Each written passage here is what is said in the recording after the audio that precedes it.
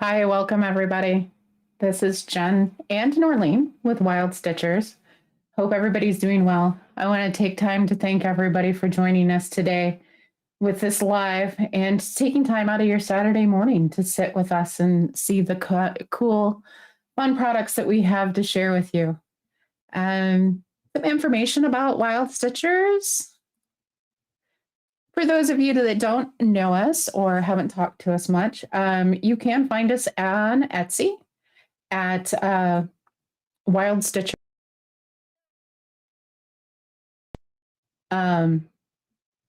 Is the name of our shop. So you can search for us or you can use the link that is available at yarnsie.com in that on the Camp Yarnsie website. So you can find us there or you can go directly to Etsy and search for Wild Stitchers. Also, follow us on Facebook and Instagram for all of our up-to-date information. We will give shop updates out there. So when our shop's being updated, we'll be posting that out on Facebook and Instagram. So give us a follow, give us a like, and be in the know. And some additional information as I pop myself up, say hi to everybody here. So some additional information, as you know, we sell wooden and acrylic tools for knitting, crocheting, yarn spinning, and some weaving stuff. And we, do this because we love the naturalness of the woods and everything. So when you see our products, you're going to notice that what you're seeing is the true color of the wood coming through. You're not seeing any stains, any dyes, anything like that. So, you're seeing that beauty. You also notice that there's a lot of color variations in the wood and stuff like that, but that's all natural. And that's what makes the wood so beautiful. We are just adding some additional products to our list that you're going to see today for the first time. Nobody else has seen them. They just got listed in our Etsy shop this morning. And that does add in to the realm of 3D printing to some of our tools and everything. And this is just to help give a new price point, some different tools and stuff like that. So I hope you like what you see. And let's begin showing all of this wonderful stuff. Let me change my cameras around here so we can see this really good. Okay, so as I talk about this, Norlene's going to do the wonderful job of showing our product to us. And I'm going to start out like I usually do with yarn spinning because, before you do a project, you need to have the yarn. So why not spin it? So we want to share with you today our Turkish spindles that we have. Our Turkish spindles are made out of different types of wood. The glides on the Turkish spindles, which is what creates that X that you see, those are about 4 inches long, and then the shafts are about 8 inches long on those. They are made out of different hardwoods, so you can see the one that's kind of reddish tone and everything that Norlene's got right now. That one is an aromatic cedar. Look at that different colors in that. I love cedar because you got the reds and the whites and some wonderful knots and greens and stuff in it. And it makes it for lightweight. And then the other one you're seeing is walnut, that beautiful dark, rich chocolate brown color that walnut is known for. Again, you're not seeing any stains on this. These are the natural colors of the woods and everything. All we do with this is we do put a very light coat of polyurethane to help protect the wood and protect the woods and keep it looking good for everyone. For those that don't know about Turkish spindles, the cool thing about this is it is a bottom whirl, which means the weight is towards the bottom of the spindle. And when you wind on to this spindle, you actually make a center pull ball as you wind onto it. It's really kind of cool because when you have this and you're winding onto it and everything, when you're ready to ply, so you've made your single, you're ready to ply, all you have to do is pop the shaft out of the glides, take the center glide out, and then your center pull ball slides right off and you're ready to go. You're ready to ply from a center pull ball if that's what you want to do. And you can just put your spindle back together and ply that up right away. So great and wonderful tool that we have and everything. Norlene, you want to show them how to take this apart, how to take the Turkish spindles apart? So again, you just slide the shaft out from top to bottom. And you take that center glide out.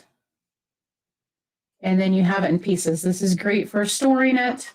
Also great for travel, so you don't have quite a bulky spindle in there.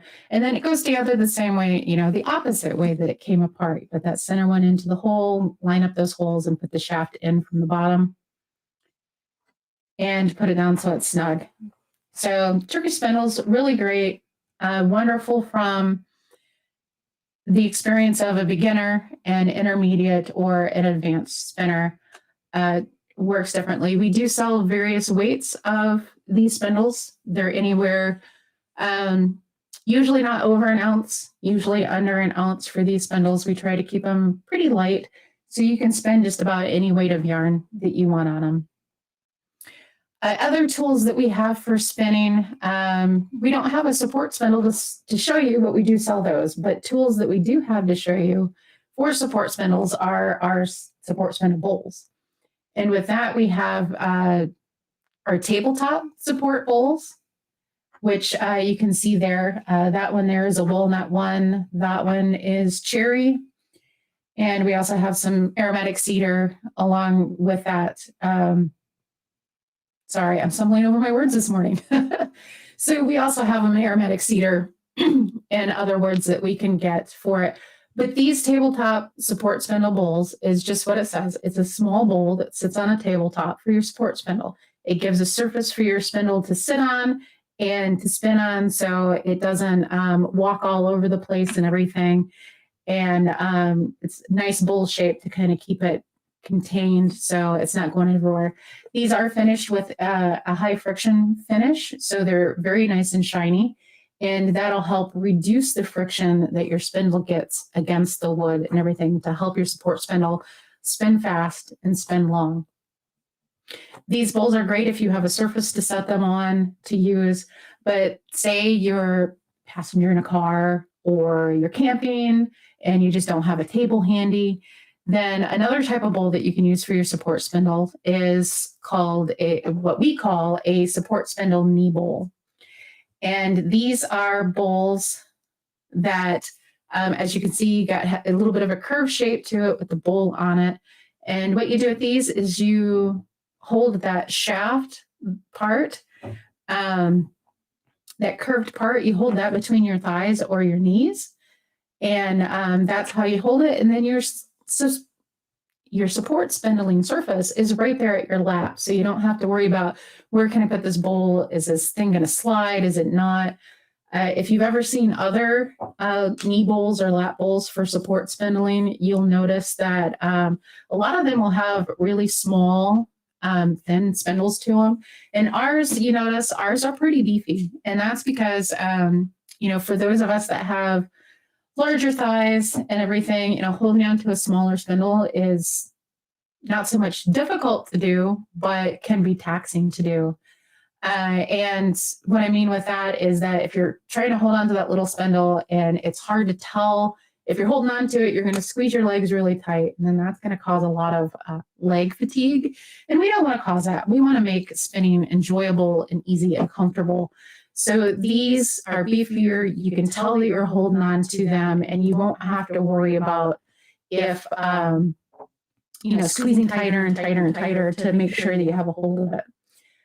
These have a range anywhere between a 2.5 to 3 inch bowl on the top, and then the shafts vary in lengths depending on, you know, what kind you want, what kind you're looking for, and everything. This one here that you're looking at, that is a hickory wood, and then other ones we've looked at was cherry, and I believe I saw a yep, that one there is a cherry, beautiful color.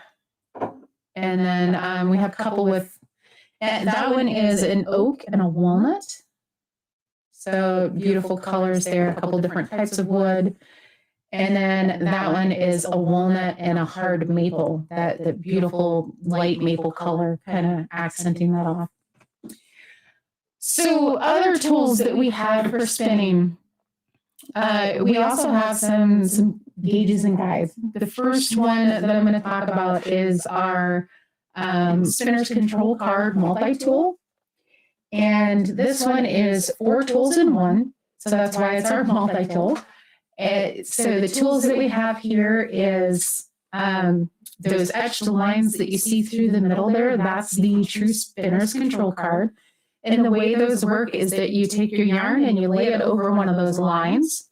And you want your yarn to cover up that line, but not spill over or anything like that. So you can see there that what Norleen's doing is if you look at those lines, like when she put it over the 14, it really kind of spilled over that line and everything. And when we look at the 11, yeah, that's a little big, but that 9 wraps per inch, that fills out about right. Not really, not spilling over it, not leaving a lot of room and everything. And that's what you want.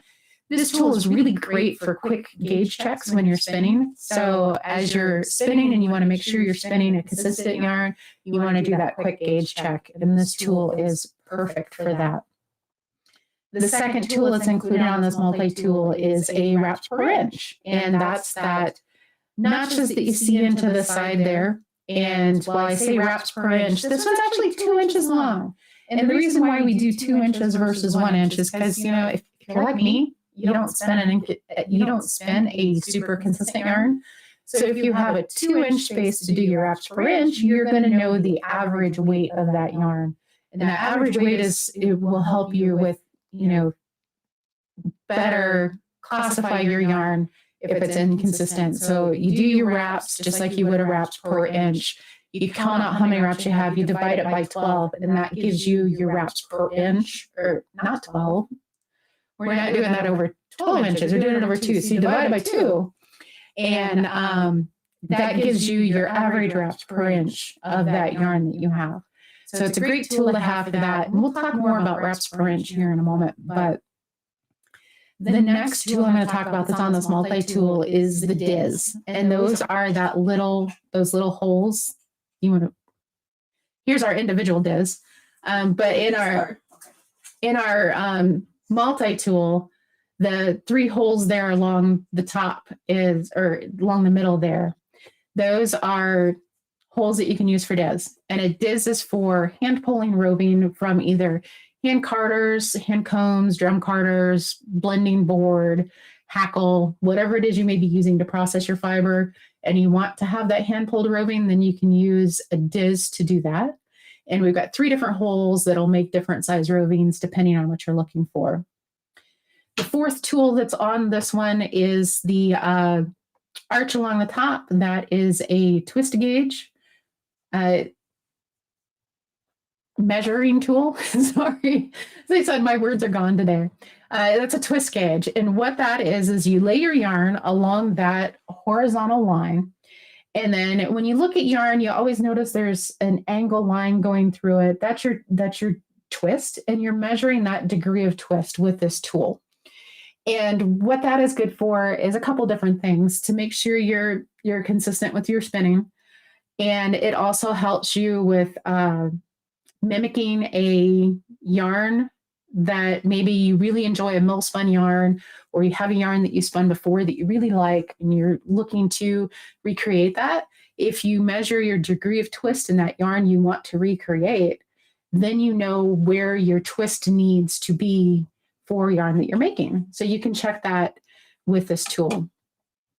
Now, most of these tools, except for that spinner's control card, most of these we have separately. So we'll show you those individual ones now. So we'll start with the wraps per inch. And this is our individual wraps per inch guide. And this only has the inch wide gap there. And this one also has the average wraps per inch that you get for different yarn weights. So you can see that on there.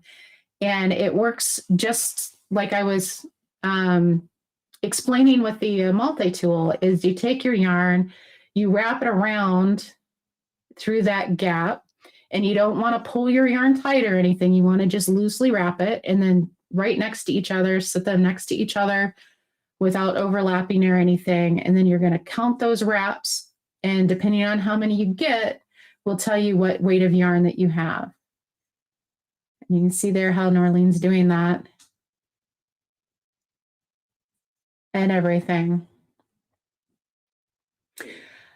So when you count those, it'll tell you kind of, you can use that gauge along the sides of it and tell you kind of what weight of yarn it is. Norlene says she's gotten 12 on there, so that's about a sport weight yarn is what that's measuring.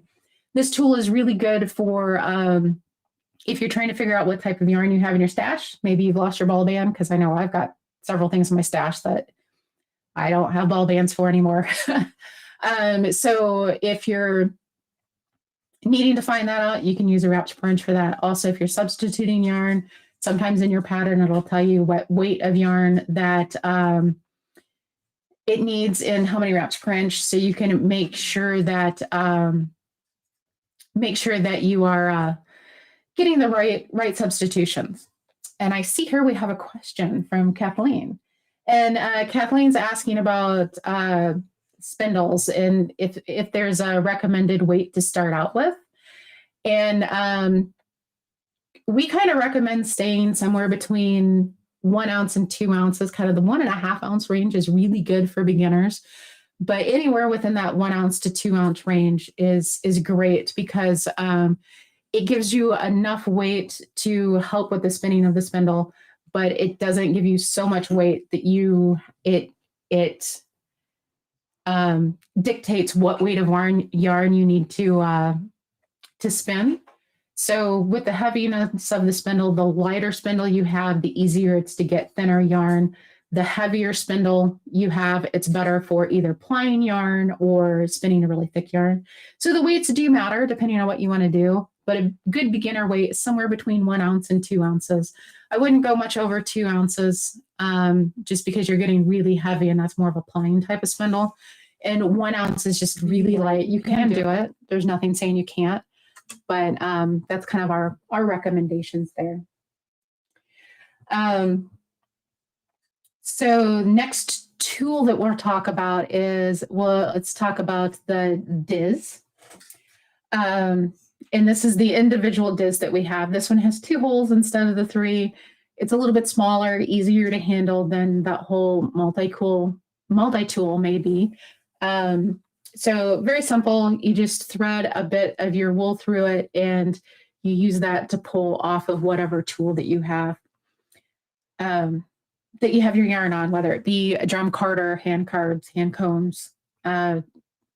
This will help you with that.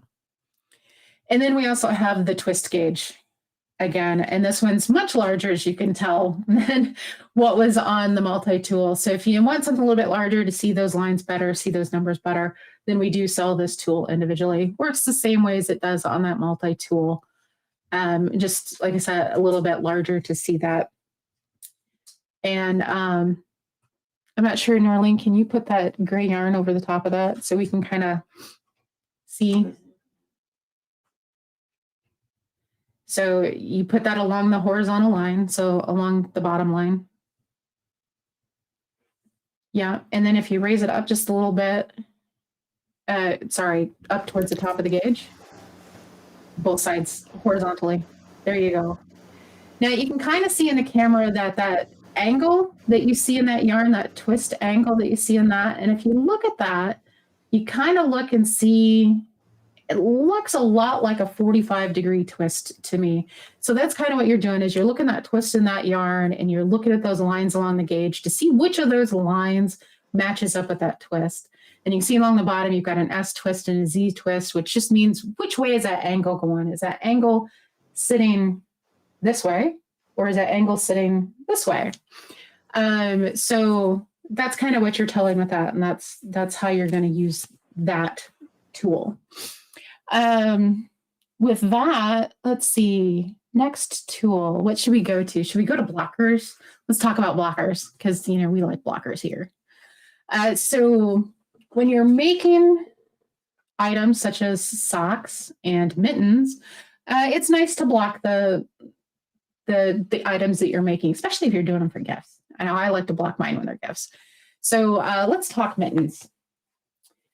Mittens, we've got mitten blockers. We've got 3 different sizes of mitten blockers. We've got a small, a medium, and a large mitten blocker. Pardon me while I take a drink here. Our small mitten blockers is kind of a typical kid size or small women's hand size. The medium is our typical women's hand size, or women's, excuse me, our women's hand size. And then our largest is kind of our typical men's hand sizes, or our larger women's hand size. The way you do measure those is like Norlene's showing you there, is the widest part of your hand, kind of right above your thumb, between your thumb and your fingers there. You want to look at that and measure that, and then that kind of goes with what mitten blocker size that you need. You can see on the small one there, we have a mitten on it to kind of show you what that looks like. And the big thing about our mittens is we have the opposable thumbs, what I call the opposable thumbs. And what that does is make it so, depending on how you make your mittens, then you can block those no matter what. So if you make your mitten with a thumb gusset, such as this one is made here, then you can put your thumb in it off to the side. Or if you're doing an afterthought thumb, which puts your thumb a little bit more to this part of your mitten pattern, then you can still block those thumbs with these. And it's not stuck in, your blocker doesn't have a thumb sticking in one spot that can't be moved. So those are our mitten blockers. We also have, for those that enjoy making Norwegian mittens or Selbu mittens, we also have blockers for those. And these are our Norwegian mitten blockers. You can see a mitten on that blocker. And we have those in medium and large. We also have patterns for smaller ones. If you need smaller ones, you can just let us know and we'll be happy to get those. We just don't carry those in stock because there's just not that much demand for those. But again, there's the opposable or movable thumbs. So you can block those thumbs. The thumbs are shaped like the thumbs in the mittens, so it'll block out that shape really nicely. All of our blockers you see do have multiple holes in it, and that's to help with aid of drying in these drying with all of our blockers and everything. So yeah, you're putting a blocker in it and everything, but with the holes, it'll help with airflow and help them dry a little bit quicker. Also, all of our blockers have an extra hole in it, whether it be the base of these Norwegian blockers, that triangular piece down there. It'll help you with hanging them up. So if you want to hang those blockers up to, again, help aid dry time. So we can help aid dry time with those. And now to our favorite blockers, or at least it seems to be our fan favorite blockers, is our sock blockers. We have two different types of sock blockers, and the first ones we're going to show is our adjustable sock blockers. These adjustable sock blockers come in 3 different sizes. We've got small, medium, and large, and each of these blockers will block up to 9 different sizes per blocker. These are excellent because, one block sizes who doesn't want to have less stuff for the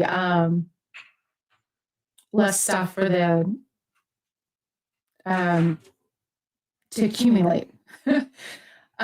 So these adjustable blockers are great because, again, 9 different sizes. Those medium sock blockers there, those will block from a women's size 5.5 up past a women's size 12, or a youth size 6 up to a men's size 13. So that does a big size in itself. A large adjustable sock blocker will actually go up to a men's size 16. So if you have someone with a extra large foot that you want to knit a sock for, then you can actually block that sock with our large adjustable blockers. The small is good for kid sizes or small women adult sizes. And then, Marlene, if you want to show about moving the adjustables. So with the adjustables, what you want to do is move those flappers that you see, and then that toe part is going to pop out of it. And then you're going to line up that size line that you see on that toe with the number along the side. And that number along the side, what it is when you get these blockers from us, you're going to get a business card with that. And that business card is going to tell you what sizes those numbers equate to. So for, let's say for this blocker, our business card told us that a size 5 was a, women's size 4, or kids, whatever size, kid size 5. We'll say big kid size 5. Then you just, and that's the size you need. You line up that size marker with that number, and you move those flappers back down. And what those flappers are for, you guys might be thinking, well, that's kind of weird. Why are those on there? What that's for is that actually holds that toe piece in place. If you don't have those blockers down, that toe piece will move and it will fall out. When you go to put that in your sock, that thing's going to fall out. It's going to make you angry. You're going to say a lot of 4-letter words, or as we call them, conversation enhancers. So you're going to say a lot of those things because that toe will keep dropping out. With ours, we've got those flappers on it, and those, that real technical term, flappers. And those flappers hold that toe in place. So when you put that in the sock, you're not going to lose the place that your toe was, and you're going to be much more happy with it. Also, when you block with these, those will not show in your sock at all. So you might be thinking, oh, they're going to cause little bumps or something in my socks. They're not. They're basically, you don't even notice that they've been in there when you block with them. So it's a really nice thing. If you're only knitting for one or two sizes of socks or something, then what we may need to do, or what you may want to do instead of adjustable blockers, we also have non-adjustable blockers. The non-adjustable blockers look about like these adjustables, only they don't have the movable toe. We have these in 4 different sizes. We've got a extra small, a small, a medium, and a large, which is the one that Norlene's showing you right now. What these are is the adult larges are a typical men's size, average men's size sock. The mediums are an average women's size sock, and the smalls is small women's size sock or larger kids size sock, and then our extra large is a toddler size or small youth size. So we get different sizes that these will block a small range of sizes, maybe 1 or 2 different sizes, but nothing like our adjustables. So that's our non-adjustable blockers. Some other tools that we have, as you go through and you start knitting and patterns and everything, you notice a lot of these patterns calls for gauges and swatches, and we have a tool to help you with that. We've got our handy dandy swatch gauge, and this tool is really, really nice because what it is that we've got this cross in the middle, a 4-inch by 4-inch or 10 centimeter by 10 centimeter, depending on what you measure in, cross. And this cross is really good because that will isolate that column and row of stitches to help you count that easier. You can kind of see this here, Arlene's showing you on the camera there. Put that on top of your swatch. It isolates that row and that column of stitches. Maybe use the bright colored sock. There we go. And you can see with the fingering weight, it does give you 2 columns and 2 rows. That's okay. But what that does is that isolates it so you can count it a lot easier. For me, if I've got that big gap in some of these gauges, then I tend to start counting. All of a sudden I'm up a row and I'm up a couple rows and trying to count. It's like, oh wait, did I count that? And it just messes me up. This way I can stay on track. I can stick with what's isolated in that cross and just make sure I get a good count with that. So these are our swatch gauges. Next one, let's talk needle and hook gauges. So if you've got needles or crochet hooks like I do, not all the time can you read the numbers on them when they're etched, or maybe you've used those needles so much that that number is wore off. That's happened too. So if you have a needle gauge, it's great because you got a tool right there. You can just stick the needle through the hole, tell what size it is. And what you want is a needle that fits through the hole but doesn't leave a lot of slop or movement around on it. So you can use this to tell the size of your needles and everything when you can't read what's printed on the needles, or maybe they're just older needles and the numbers weren't printed on them. And then the other one, the one with kind of the U-shaped holes in the side there, that is a hook gauge. And what that's used for is measuring your crochet hook sizes. And you're just sliding your hook into that groove. And again, you want your hook to fit into it. You don't want that taper part of your hook or the flare out. You want the main shaft part of your hook to slide into that without a lot of slop. And if it doesn't fit, then that hole is too small. If it fits nicely and there's a lot, or if it fits and there's a lot of movement in that hook, in that slot, then you know that that is too big and you need to try a new one. So great tools to have, always nice to have, because I know I've got some hooks as well that just do not have sizes on them, or I can't tell anymore what the sizes say.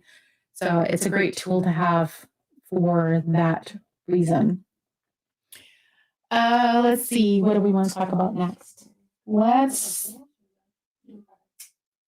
talk about our new product. Yes. So if you guys saw our Camp Yarnsie's Friday live, then you guys got a sneak peek of this new tool. And this is excellent. So this is our new needle holder organizer. And what this is as you can see, it's made out of wood. This one here happens to be cherry. And it's got holes that are roughly the size of the needles, or a little bit bigger, so because, you know, different needles have slightly different tolerances for their sizes. So, you know, you've got the sizes, it's all laser etched on it, so you can see what size fits in what hole. This is great because you can put your interchangeable needle sets in here and know what size you have. With a quick look, you can know what size to grab. Plus, it keeps them all very nicely organized and sitting very well. The base of this is double thick, as you can see, and half of the thickness is a hole for the tips of the needles to fit into. This keeps your needles from walking around on the base of that, so when you move those around, your needles aren't going anywhere. This needle holder sits about 3.5 inches tall, so it'll work for your 4-inch tips as well as your 5-inch tips.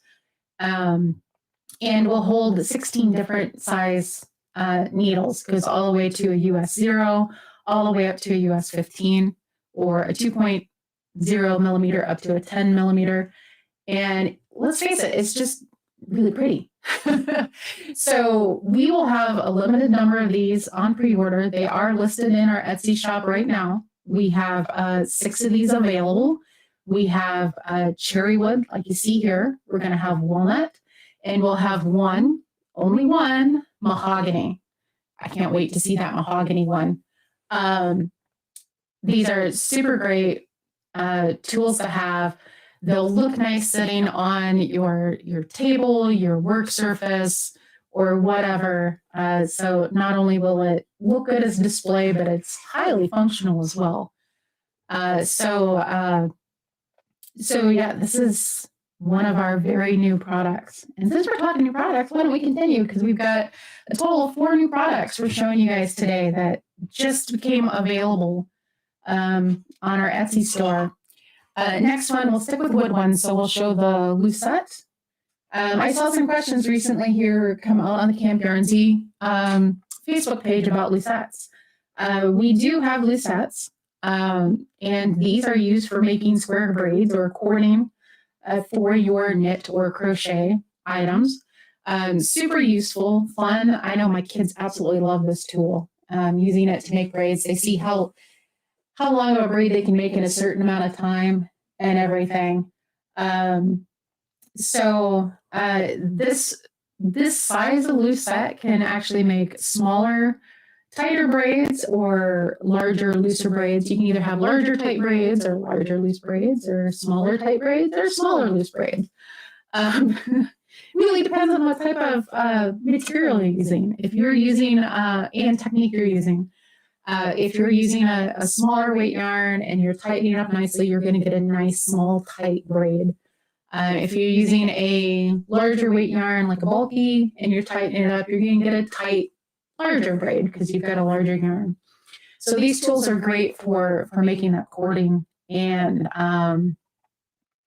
braiding and everything, and keeping kids entertained during car rides or things like that. So wonderful all the way around. For the spinners out there, we have a couple of nice tools. One is an Andean planing tool. Some people also call them handy Andes. But this Andean planing tool is to help you wrap yarn so that you can do Andean planing. So you've spun a single, you want to ply it into a 2-ply, but you want to do the method called Andean planing. When you do Andean planing, the typical way to wrap your yarn for Andean planing is using your hand, and you wrap around your middle finger and around your hand. And some people wrap really tight and it hurts their hands and stuff. So this tool is to help with this.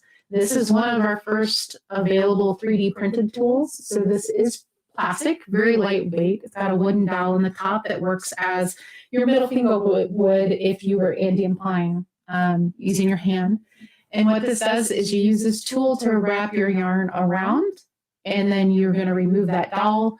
And with Andean planing, the loose of yarn comes over your hand to be able to guide that 2-ply from. And when you remove that dowel while holding it, then it slides on onto your wrist, so you're ready to Andean ply from that.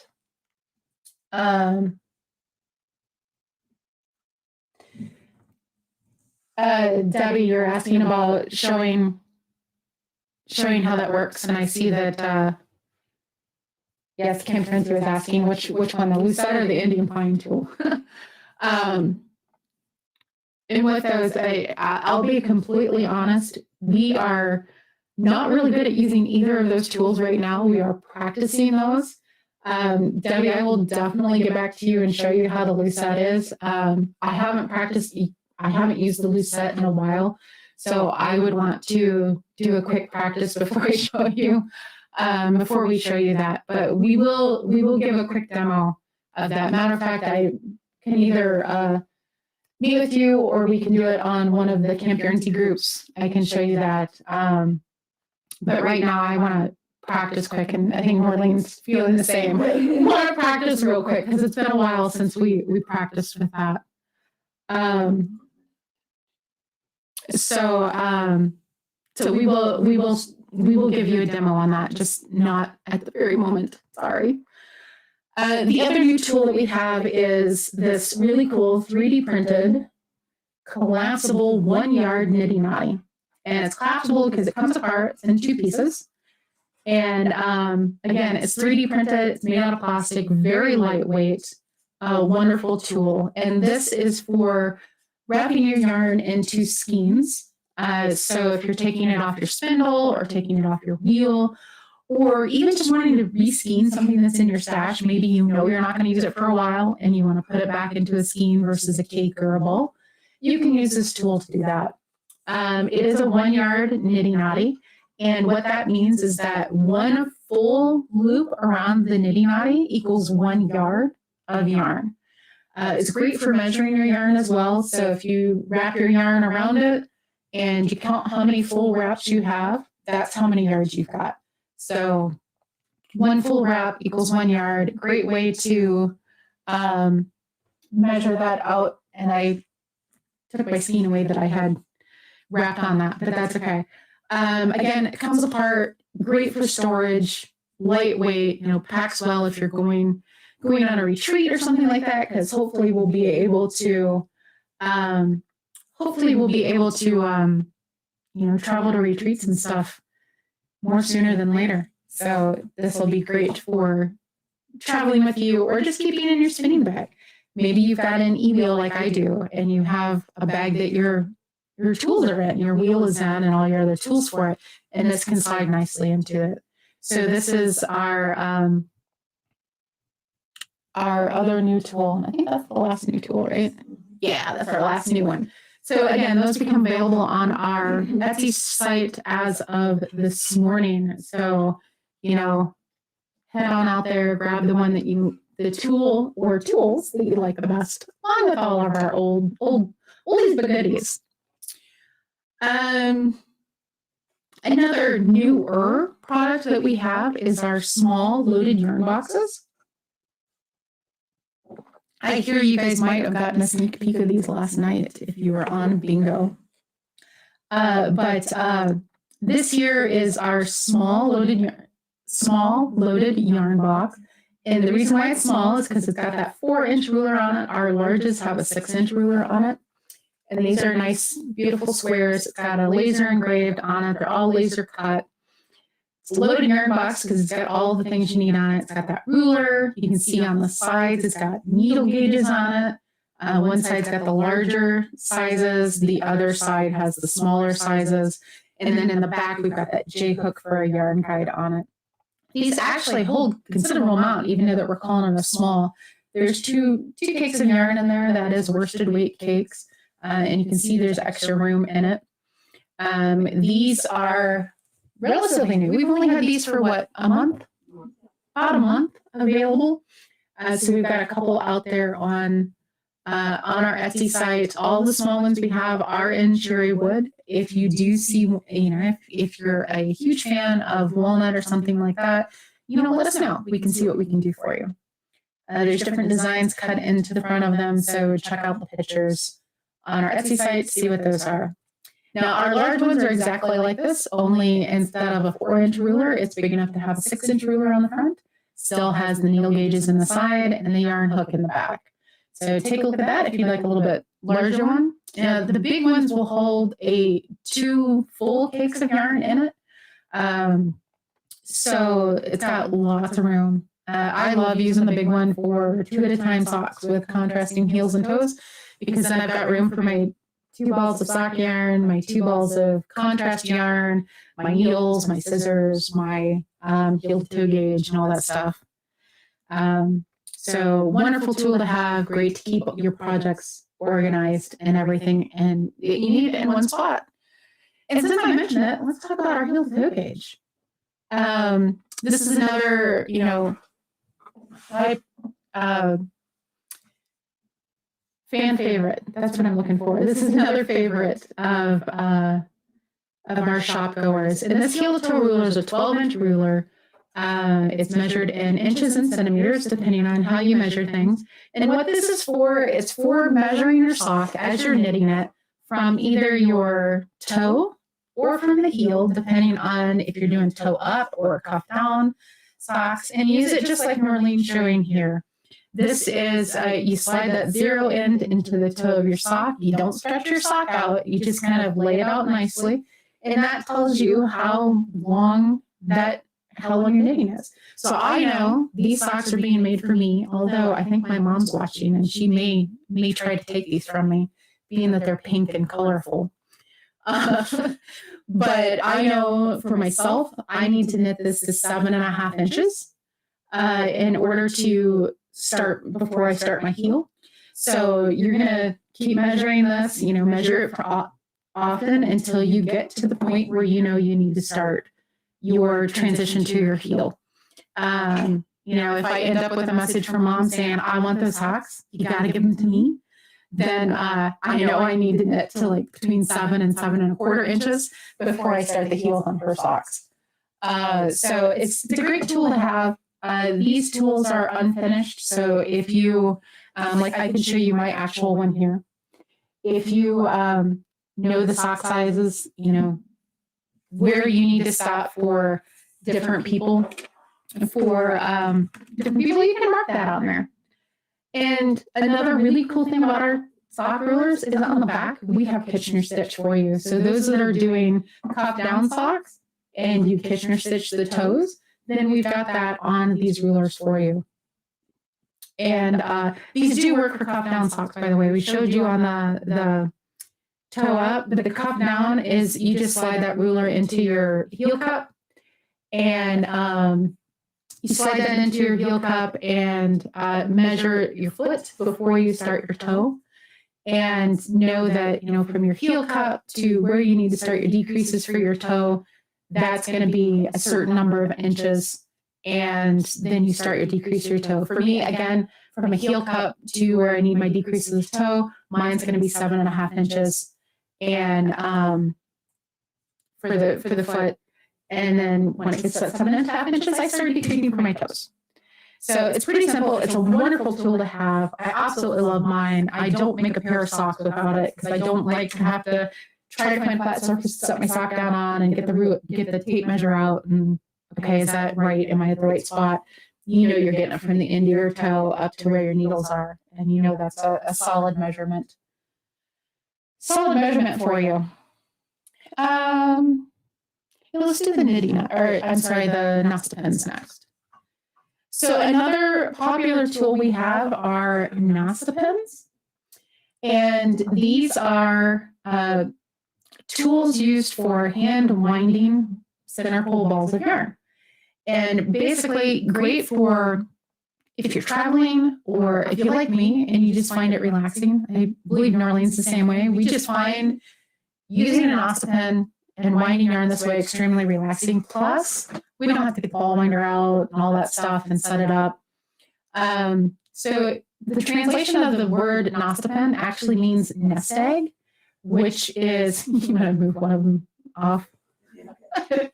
It was weird. It means nest egg. And it's kind of cool because when you're winding a ball of yarn, as you can see by that one there, it actually starts to look egg-shaped. And egg-shaped ball of yarn works just as good as a cake-shaped ball of yarn. And actually, Norleen really enjoys using the egg-shaped ones because as they collapse, you know, with a cake of yarn, they kind of collapse in themselves and kind of curl in on themselves. With that egg shape, because it sits on its side, it collapses down and it collapses flatter. So she finds it tangles less and everything. I still like the keg shape, but that's just me. I'm weird. So you can see here that you can wind a cake shape on a Nosta Pen. It's just a different technique that you use with this. And it's fun to use. I mean, I've sat down and wound a full 460 yard skein of fingering weight yarn on a Nosta Pen because it's really easy to do. Great when you're a passenger in a car. Norleen does this a lot, you know, when I'm driving to shows and stuff like that, or we're heading out someplace, you know, she'll wind yarn as a passenger. I don't know if she's trying to keep her mind off my driving or if she finds it, you know, just relaxing or what, but she does it often. Yeah, and so you've got a handle, and then you've got the shaft of the Nosta Pen. There's the groove at the top of the shaft, and that's where you tie the start of your yarn onto, and then you wind onto the shaft. The shaft is slightly tapered, so the yarn comes off of it easily. And, you know, the handle just makes it for a nice grip, and you can really hold it anywhere that it's comfortable for you. And, you know, there's a lot of different ways you can do this. Cool bit of history about Nosta Pens is that when back in the days, what it was is that to show his worth to the family, a prospective husband would gift a Nosta Pen to his bride-to-be.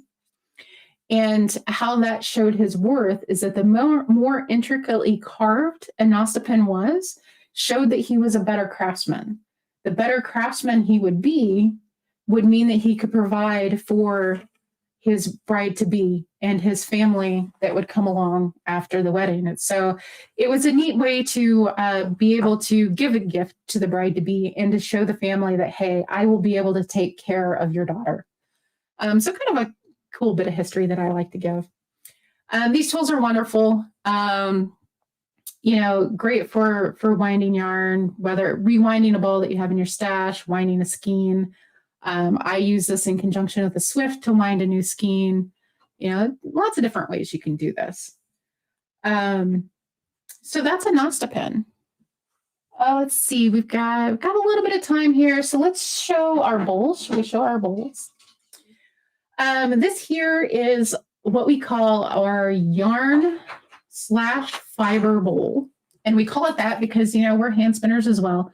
And it's a great bowl to be able to put your fiber in that you're spinning, as well as your yarn that you're using. This one here happens to be a cherry bowl. And, remember at the beginning when I was talking about all those different colors of the wood, all the wood that's in this bowl is cherry. And all those different colors that you see are naturally occurring in the cherry wood. These bowls are great because they're pieces, wood cut into pieces, glued into rings, and then rings glued together to make the bowl. And then it's hand turned. Every bowl is different. You're never going to see two bowls the same, not only just because of the woods, but because of the shape and design. We don't use patterns to make these. They get made. My dad is our maker for these. And they really get made to whatever shape that he kind of feels like when he gets it on the lathe. So it's kind of cool. All these going to be unique. I like to call these bowls functional art. They're beautiful. They're high functioning. They're a great piece to have out on the table, whether they're being used or not used. So wonderful. As you can see, they're beefy bowls. They're about 8 inches across. They hold lots of stuff in it. So whether it be your yarn or your tools or whatever it may be, it'll be able to be held into these. And just the absolute beauty of these. We do have some cherry bowls, walnut bowls, and oak bowls in stock.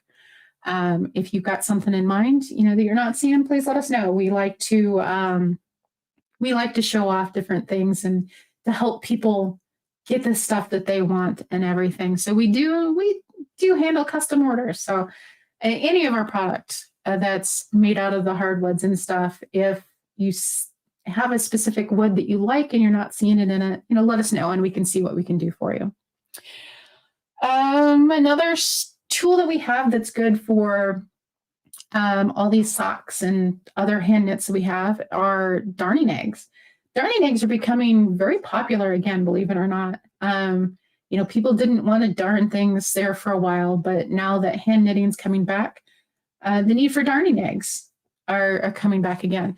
And if you don't know what a darning egg is, it's a tool that helps you mending your hand knits. So whether it be socks or sweaters, like elbows and sweaters, or sleeves or sides or something like this. And what it does is it helps you isolate those stitches that you need to fix or replace or darn over. And it gives you a surface to run your needle across so you're not sticking your hands. You're making sure you're getting to where you need to be and everything. This tool is great for that. We have them in several different woods, shapes, sizes, and everything. So go out and take a look and see what you have, or we have see which one you like the best. So with that, I know we're like running right up to time. So I do want to say, once again, from Marlene and I, thank you very much for taking time to spend with us today. We thoroughly enjoy camp every time we're here and group and everything. So thank you guys for spending time with us and joining us today. And we will see you around the campfire. Have a great weekend, guys. Just want to say thank you, Jen. I really appreciate you being with us. I can hear myself on you, by the way. So you might want to mute me. Quickly. All right. Muted. Woohoo! One time I'll say that. Thank you so much. We do appreciate it. And again, if you'd like to shop at Wild Stitchers, I was trying to keep up. I know I missed a couple of links. I'm going to go back and put those in. And if you'd like to follow Jen to see, again, what's new, what's coming up, please check out Wild Stitchers on Facebook at Wild Stitchers. I'll put the link in there as well. Also on Instagram. And you can find the shop one more time at Etsy. And I'll go back and put on the links. But if you go to etsy.com/shop/Wild Stitchers, just like that. So thank you again, Jen. I appreciate it. All right. Excuse me. I'm getting old, evidently. All right. So next we have Heavenly Handspinning will be coming up next in just a moment. If anyone has any questions, please feel free to ask in the chat. We are going to keep running this, so we are not going to stop this video. We are just going to move right into the next vendor. But before we do that, let's make sure that you are aware of our fabulous upcoming schedule today. Camp Yarnsie would like to thank its 2021 virtual festival sponsors. Oh, man, did you miss it? Bums, man. Here's what happened yesterday. Congratulations to our winners of bingo, Debbie Branca and Elizabeth O'Brien. And live today,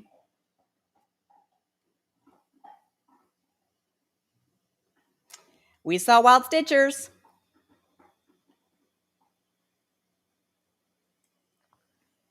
And next, we have Heavenly Handspinning, which will be giving a live carding demonstration.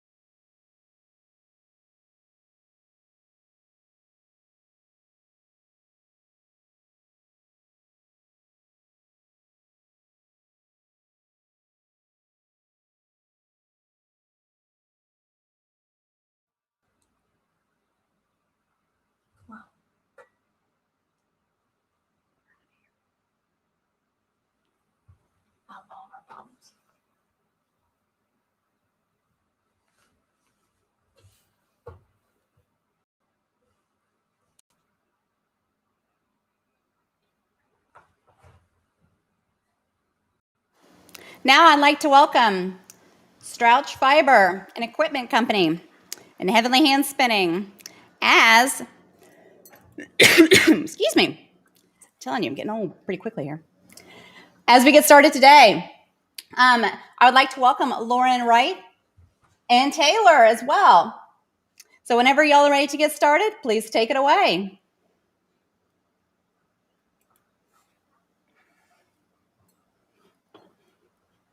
Hello? Hi, Taylor or Lauren. Okay. One more time. Transitioned. I can hear you. Yes. I'm Taylor. I'm here this morning. Lauren is here as well. Oh, sorry. I'm going to be doing the carding demo. Yeah. Sorry, we're working on the transition. You're good. We're glad you can join us. And everyone, if you'd like to follow them on Facebook, you can find them also at Heavenly Handspinning and the Strouch Fiber Equipment Company. And you can also find them, I believe, on Instagram. And as well as they have some great instructional videos on their products available on their YouTube channel as well. So there's a lot of good information on their products as well as their drum carders, their e-spinners, which is the Excelsior, which they'll be demonstrating tomorrow, which is Sunday, April 18th at 5 p.m. Eastern. So also check that one out. Taylor, you need to go. There you go. Woo-hoo! All right. That took a minute, but we're here now.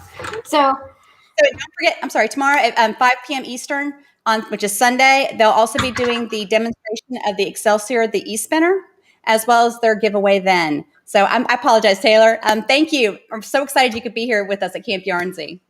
Yes, we're excited to be here. So I guess I'll jump right in. Today, we're talking about carding, as you guys know. OBS just quit.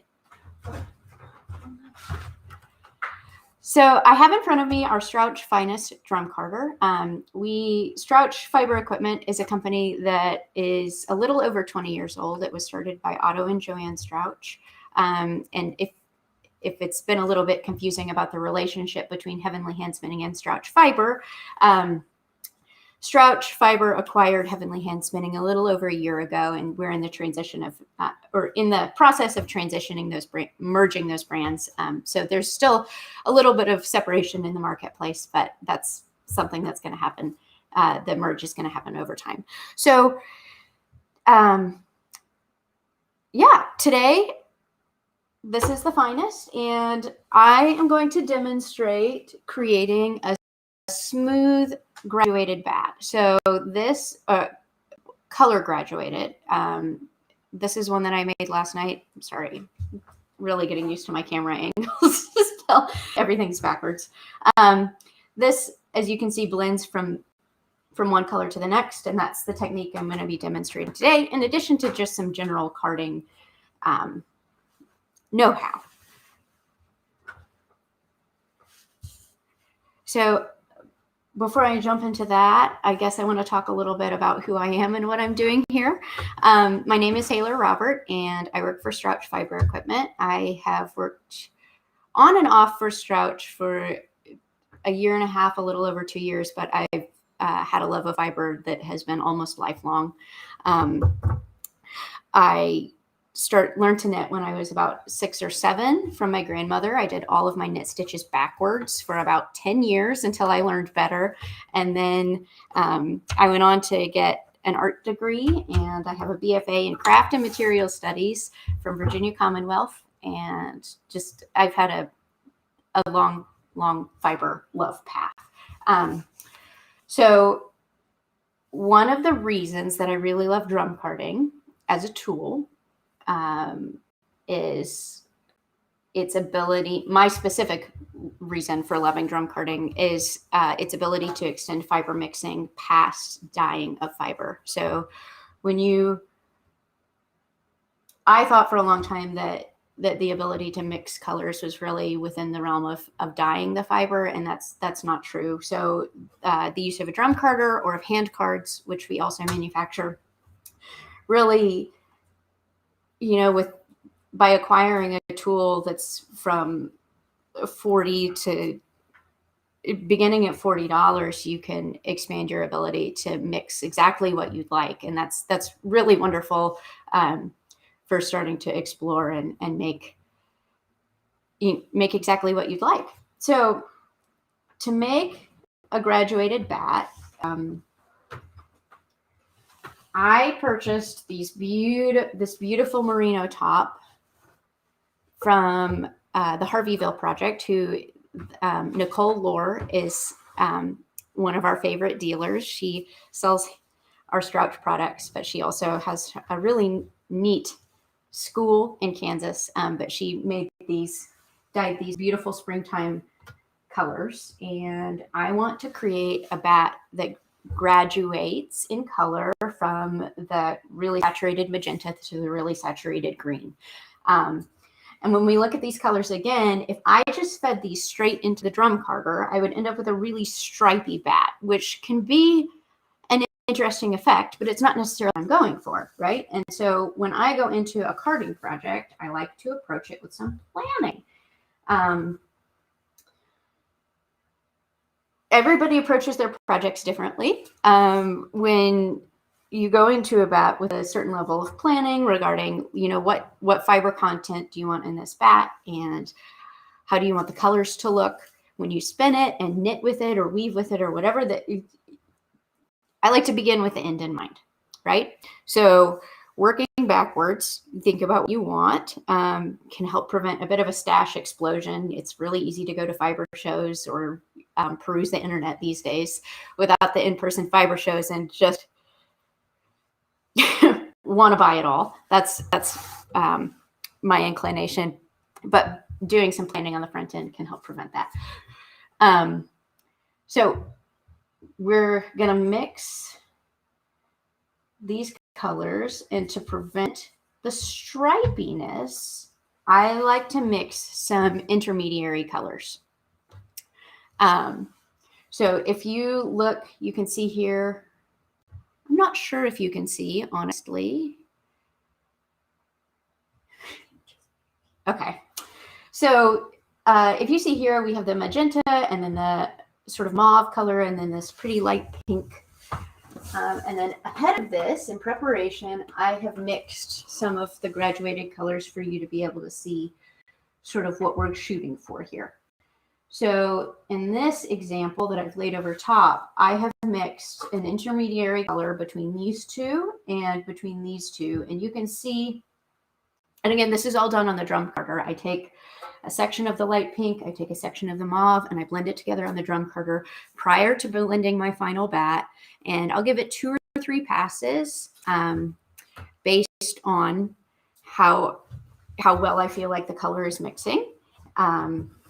And then I can use these to mix my final bat. So it just gives you more color options. And so here I've done a half and half split. I took about equal parts of this and this color to create this central color, but you can break that down even further. So you could start with a black on one side and a white on one side and use fractions essentially to create a really, really smooth transition from one color to the next across your main drum by splitting, in the center, you'd have a 50-50 mix, and then you'd have a 75-25 and 75-25. And you could break that down even further to just make a really smooth transition. So, and when you're thinking about color mixing with fiber, it's very much like color mixing with paint. So I have some background in color theory, and there are a lot of different things that you think about when you mix the colors, but this is a pretty good example. You want to consider value. So if you took a black and white photo of this, you would really be able to see the contrast between the colors on this side and the colors on this side. These are going to be a lot darker. Well, this is probably not a lot darker. This isn't a value of black, but you're going to be able to see a transition in value across these colors. And so that's going to, whereas in this bat, you see a little bit of value transition over the course of this, but not a ton. And the different types of fiber reflect light differently. You can have, if you throw in some spinning sparkle, you're going to have a lot of light reflection coming off of that bat. And if you have like the blue and green that I showed as a Corriedale, sort of a marled Corriedale mix. And that is not going to reflect as much light as a spinning sparkle or a silk or a really shiny, beautiful fiber. Not that Corriedale's not beautiful, it's just different. So I guess let's get started.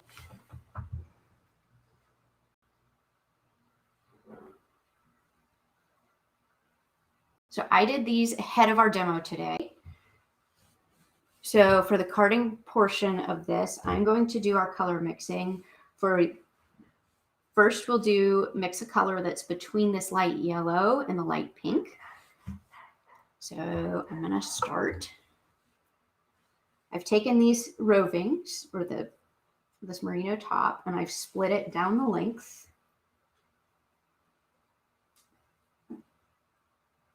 And I've gotten myself about equal amounts of the pink and yellow. So to start this mixing,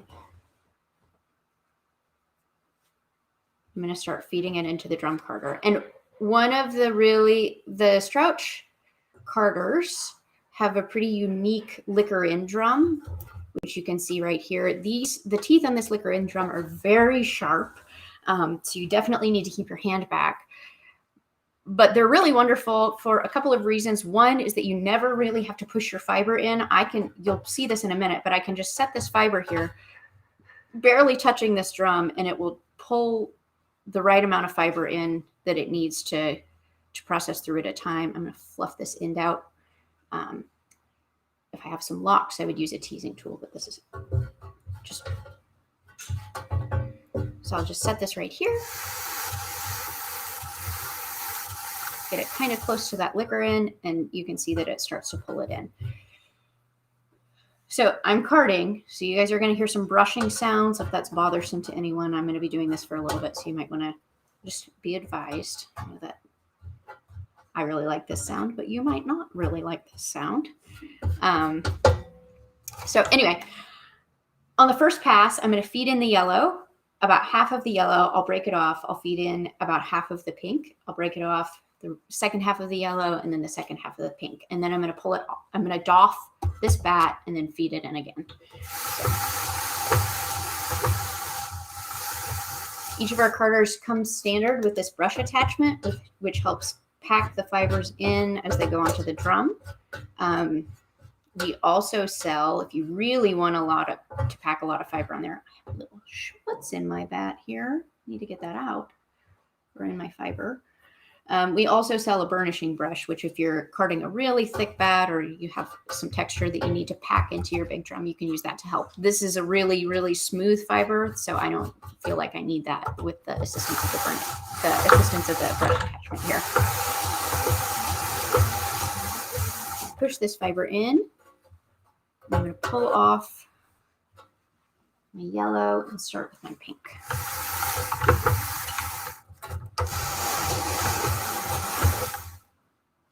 So same process, sort of tease out the ends of this fiber, get it spread across this infeed tray. All of our carders, with the exception of the petite, have this metal infeed tray, which is nice and smooth.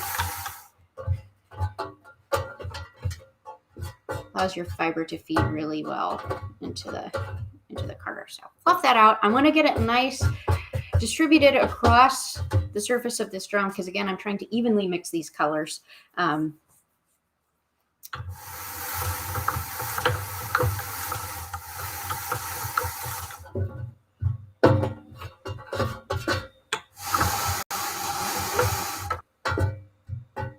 Pull out the rest of this pink, and then I'm going to put in my yellow and then the rest of the pink. And we'll see what it looks like.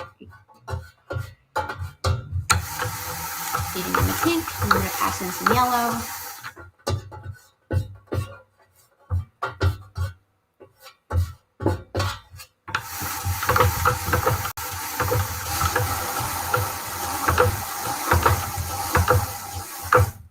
One of the other really wonderful things about this very sharp liquor and drum is that almost no fiber sticks to it. So on some of the other carders available, they have like a similar carding cloth on both the liquor and the main drum. And that's fine. Functionally, it works absolutely fine. But the liquor and really, you don't end up with any gummy fiber on there. It just transfers really, really well to the large bat. So I'm putting in the final little bit of pink here. And sometimes I press on the brush attachment to make sure that all of those fibers are nice and packed in there. And those are on. So I've done my first pass. I flip the brush attachment back, rotate the drum so that I have access to my space here. And then I'm going to take my knuckle saving bat picker, which there are a variety of bat pickers on the market. This is the Strouch version, and it's designed to keep your knuckles very far away from the carding cloth. If you use one of the straight back pickers, then your hands are up and your knuckles are really close to this carding cloth, and it's uncomfortable. So I'm going to take this bat picker and lift up my fiber. If I have a really thick bat on here, I would have to do just a little bit at a time because it would be really packed in there. But because this is a small amount of fiber, we're just mixing here. And then I'm going to doff this bat this way. Just pull it off.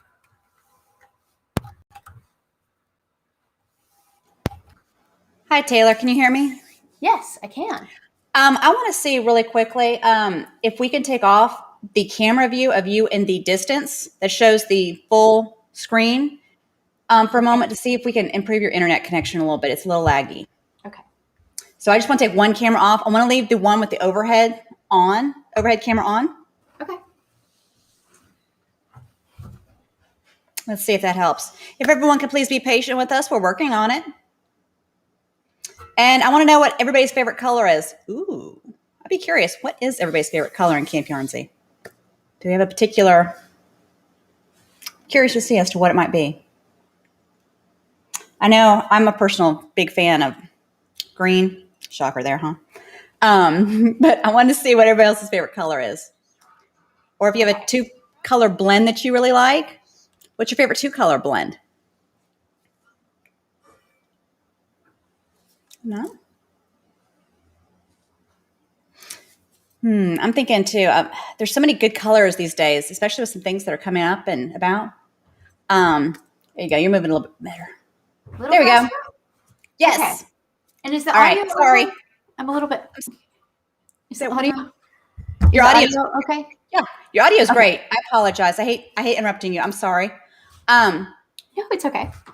And now on. Also, I hate to bother you one last time. Let's try one last thing, and then I'm going to go away. Right below the video that's playing with the it's on a winder at the moment. Let's remove that real quick. Just turn it off with the little eyeball. Right. And then reset that. And then I think we're good. I You mean apologize the for interrupting slideshow? you. Is that correct? Yes, the slideshow. I'm sorry. Okay.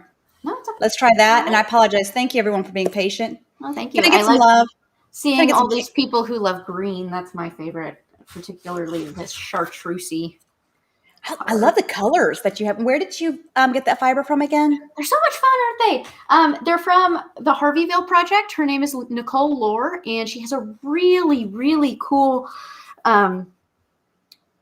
business and school in Kansas. So she offers yarn camp and spinning camp and dyeing camp. You can go and stay, and there's some. I think she even has some cooking courses. Oh, fun. Do you think she would mind if I put a link on her in Camp No, Yarnsie? I don't think she would mind at all. Okay. And I really love her color blends. So she had these springtime colors, which I got, and this Corriedale that I showed earlier is also from her shop. Okay. And I will say if and what's her name one more time? I apologize. I know I got the Harveyville Project. It's okay. What was her name? Harveyville Project, and her name is Nicole Lohr. Thank you. Yes. And I appreciate it. Her Etsy shop is Art Yarn. That's the name. Okay. Etsy shop. I will grab that for y'all really quickly. I know Thank you for getting that in there, Lindsay. Is their Facebook. Sorry, it's taking me a second. Okay. Go post it out there. And Art Yarn, you said was the It's Art Yarn is the Etsy shop. Etsy shop. Okay. I'm sorry. Thank you for clarifying that. I'm sorry. Please go ahead. I'm going away now. Thank you. I'm so sorry. Oh. Thank you, Camp Yarnsie. All right, folks. So now we have a color, and keep in mind this has had only one pass through the drum carder. So if you look closely, and I'm not sure how closely you'll be able to see, but you can still see some pink and some yellow. And I would say that it needs another pass through the drum carder or two, probably just one. But now we have a color that's halfway between this light yellow and this pink. So we're getting a little bit closer to more gradual, less stark color shifts. So to give this a second pass through the drum carder, just sort of fluff it out to be the width. I take sections off at a time because the first pass through, I did a layer of yellow, a layer of pink, and another layer of yellow, and another layer of pink. So this time I want to mix them up end to end. So it's kind of like making croissant dough and laminating the butter. If anybody's done that. One black fiber in here that I don't want. I'm gonna fluff this out. Push it in.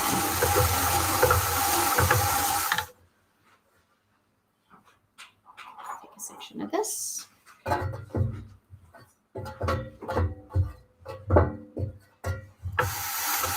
And again, this just really grabs the fiber, which is one of my favorite things about this drum carder.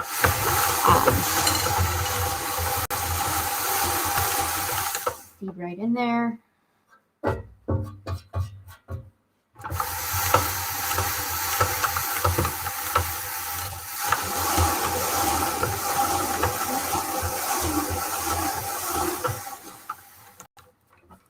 Okay, now we'll doff this bat. This drum again, lift up with our knuckle saving bat picker, keeps our knuckles very far away from those pointy pins. We'll doff this fiber here.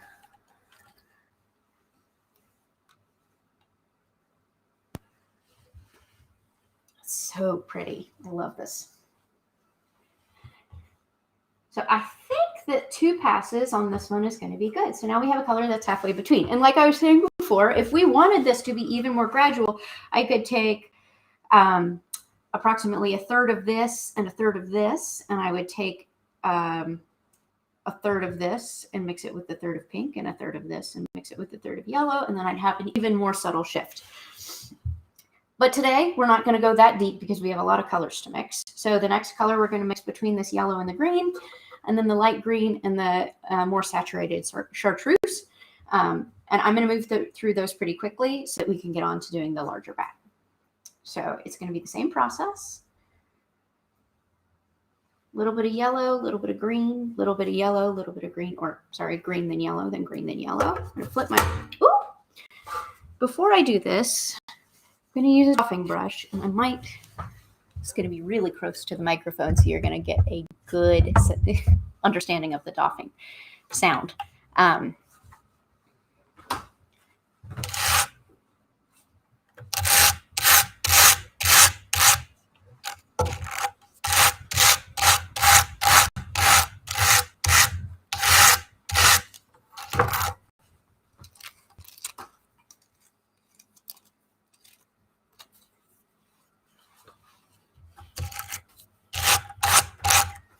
I have a couple of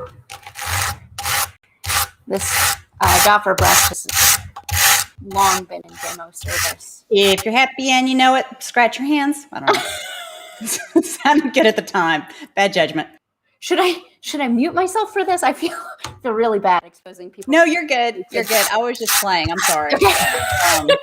Bad joke. I'm so sorry. No, I'm trying to make you feel better. But I am curious.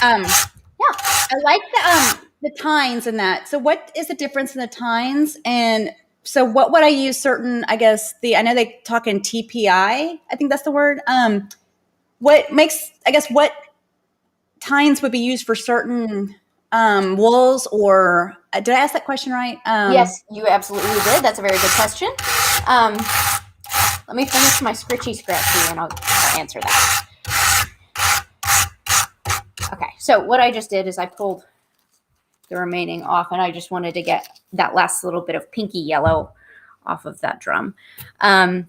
So this carder has 128 teeth per inch on the large drum, and that's really good for fine fibers under 20 microns. So that's going to be merino, alpaca, some camel, and some cotton.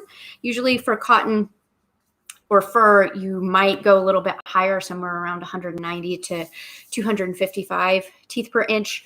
We have hand cards available for cotton and fur that have really, really fine teeth, but we don't make a drum carder for cotton or fur. But with the finest, you can add a little bit into your bat. I don't know about you guys. I don't love to spin a bat that's entirely fine fiber. Sometimes I'll mix in a little bit, but I personally like something with a little more grab.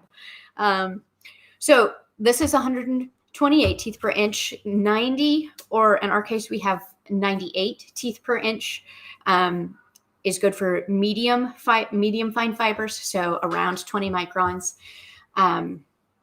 If you're interested in learning about different micron counts for different types of wool, I know you guys just did a breed study, which is really wonderful. And so I'm sure you're familiar with the Fleece and Fiber Source book, but that's a really good book for learning about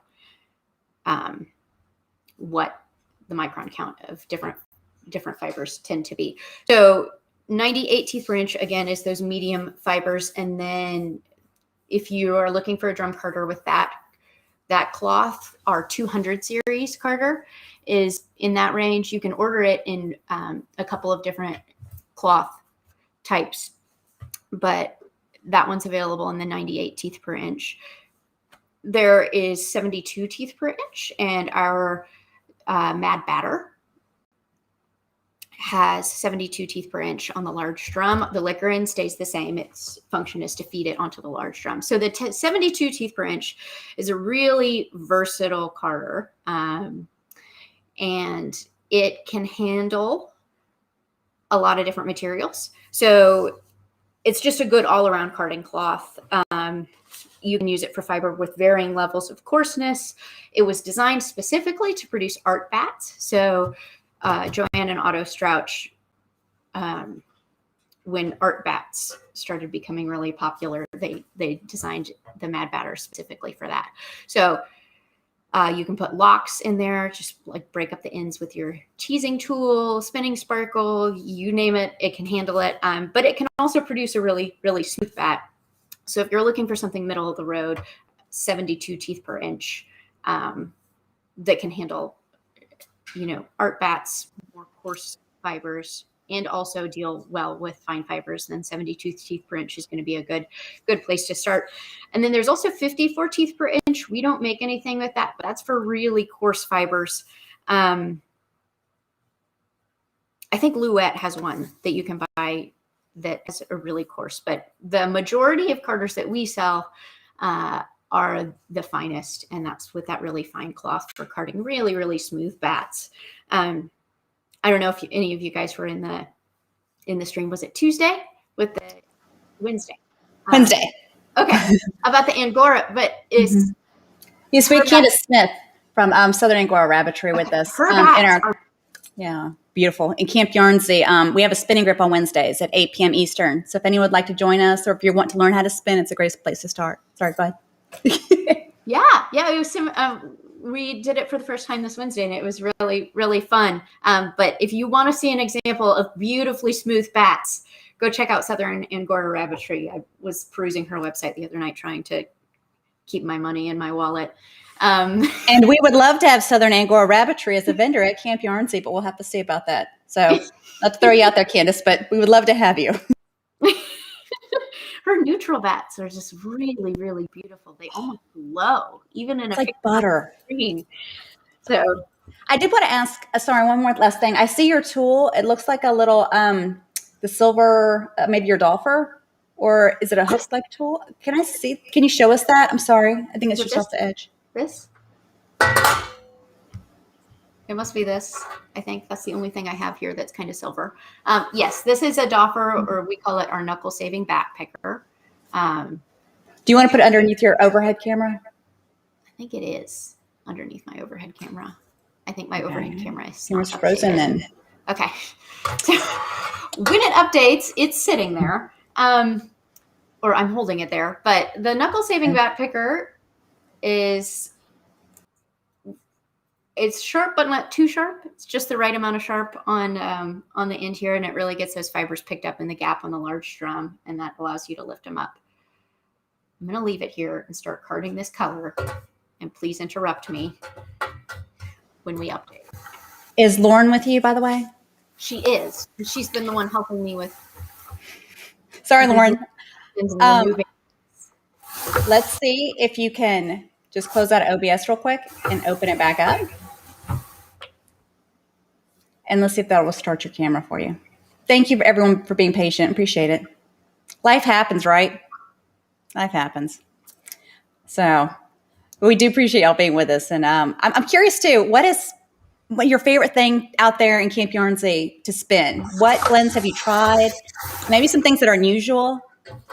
Is there anything out there that you've been wanting to try that you haven't been able to maybe spin yet? Or just kind of curious to see those unusual combinations. I know I'm newer to blending some of those pieces together. Taylor, what's your favorite to put together? It's warm, but it's not hot. I really like Corriedale. I also There you I have go. a friend with an Angora rabbit, and I like to do a wool with a little bit of Angora in there. It makes it sort of fluffy, Oh, yeah. and it's really fun. It gives the finished thing a little bit of halo, which is really fun. There's a local shepherd named Susan Proctor. She has her farm is called Windy Wool Windings, and she has Rommeldale sheep, Rambouillet, Corriedale, and I've been working with her wolves for a while, and so I'm just partial to her fibers because she's local and they're extremely high quality. I'll put the link in the chat if you don't mind. And if you get uncompensated with some fiber, let me know. Maybe we can share. Yeah, yeah, absolutely. Just teasing y'all. I'll put the link. The website looks beautiful, by the way. But thank you for sharing that. I know we're always looking for new and different places to try out. Oh yeah, Susan's great to work with. Sorry, I have an itch in my nose. It's allergy season here. How's everybody's pollen doing out there? Is it delightful? That's thick here. I know I'm in Georgia. Where's everyone located? If you want to type in the chat, I'm always curious to see where Yarnsies are at. And I'm curious, what are the Yarnsies do with their finished? Are we knitters? Are we weavers? Like, what's the end game here? A little bit of everything? I'd love to know. Yeah, I'm curious. That's a good question. Yeah, we're asking you guys the questions. So it's all up there. I just also put the link in there for Southern Angora Rabbitry. So that way, if y'all would like to check that out. We have Berkeley, California. But the weather's beautiful there today. Oh. I gotta move this along. I'm gonna run out of time. Now we're speed drum carding. This is new. This is the new sport. So if you really want to go fast, I'm using our manual carder today. Oh, it's so fluffy. I love it. We also offer our carders in double wide, so you can get bats twice as wide from our double wide carders, and we also offer them in motorized versions. So, and that is, it's a really hefty, hardworking motorized carder. So that's had one pet. Woo! You okay? Yeah, I think the freezing. Yeah, a little bit. Sorry, I bumped into the camera. And I'll just make sure you're okay. Yeah, I'm fine. Don't like. Just wanted to make sure you guys didn't get seasick. The yellow and the green are pretty close to each other, so I don't feel like that needs a second pass through the drum carder. We're getting a nice, smooth color transition there, and then I'm going to do this last one, and then we'll be able to. Hey, Lauren, if you can, while you're going there, Taylor, do me a favor and change your camera to just the ear run camera for a moment. That's what it's on now. Oh, just to. Just that. Take it out of OBS. There you go. Thank you. Uh-huh. Who doesn't love you, Camp Yarnsie? Come on. That seems much faster. All right, so I'm feeding in my darker chartreuse. I do accept gifts, by the way, Yarnsies, if you're enjoying this. I'll have to send out a mailing address later because we are in the process of moving. But just want to throw that out there to y'all. So I'm curious, though, too, at what point do you think, what I guess is the benefit of the motorized versus the standard? And I guess as far as an amateur or a non-business, what would be the benefit of having a motorized versus the standard or the Well, so another good question. A lot of the folks who have motorized carders either do this as a business or have their own flock of fiber animals, and so they have a lot of fiber to process and get through in a season. So folks with a really high carding demand will buy a motorized carder.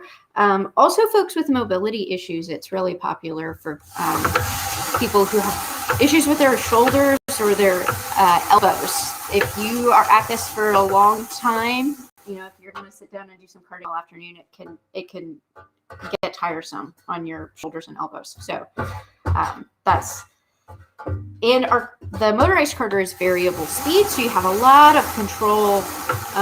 You can have it just ooching along barely like this, or you can have it really processing some fiber quickly. So it gives you a lot of control. But the manual ones,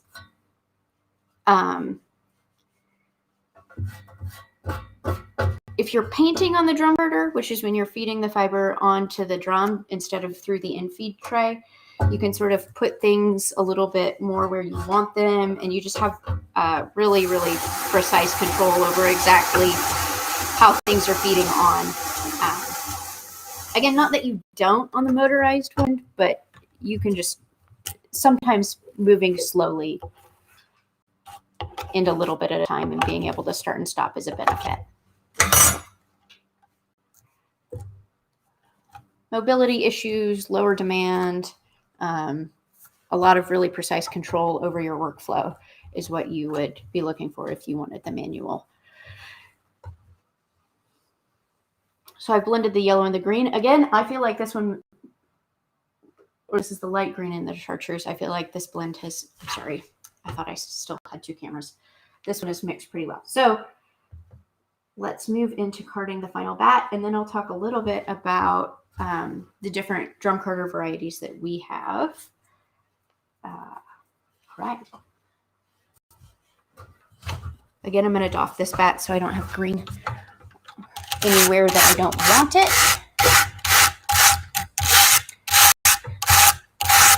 And this may be a stupid question. Sorry to jump in. No, go ahead. The brush you're using on the back drummer, do y'all also sell that as well?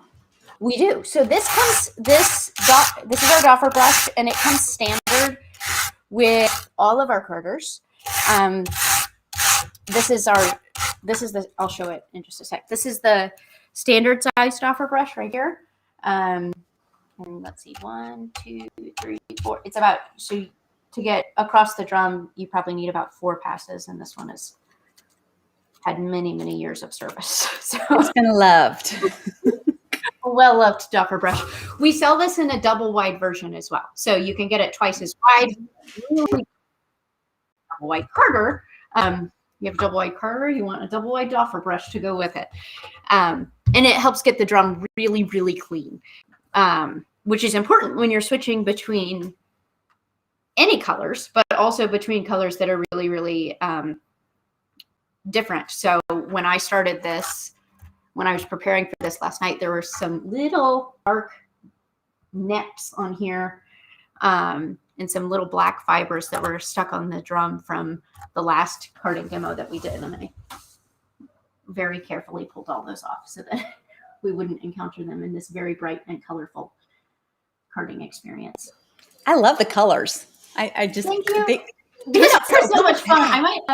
I may break this bat up and put it on our website so you guys can get a little, if you want to. Yes, I was about to say, if you post Action. pictures too on Camp Yarnsie and the Camp Yarnsie page, we'd love to see them. Okay, we can do that. I'll take some photos of this when we're all done. So I got my colors all mixed up. Let me get situated here so I know what I'm doing. How do you decide, I guess, how much of what color to use, or how much of what's a good mix of some colors? Or do you have like a formula for like using a certain number of colors only, or? Well, I don't know. Or is it just yeah, a little. I'm sorry, you're getting so much of the back of my head. It just depends on what you're looking for, really. So what I'm doing right now is I'm pulling out the big chunk. I wanted just little bits. I want more blend than not blend. So I'm pulling out my big chunks of solid colors and leaving the little ones.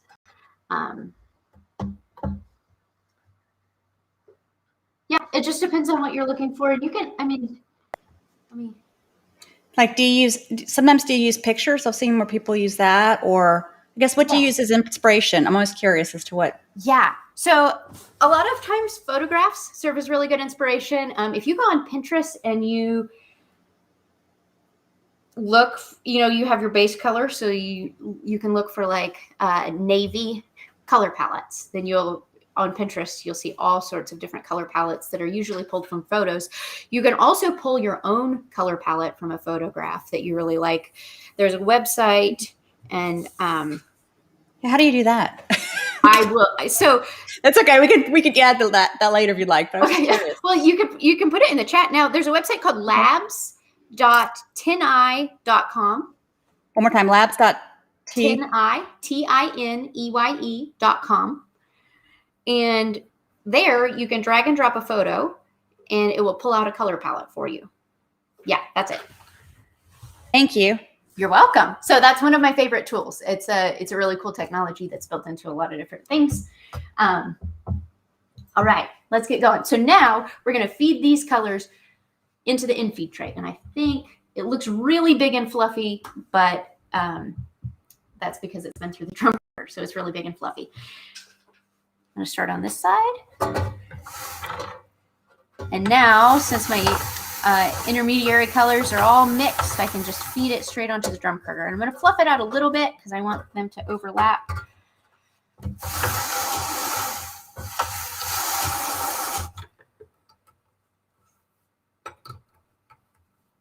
Here we go. I got that a little close to the edge.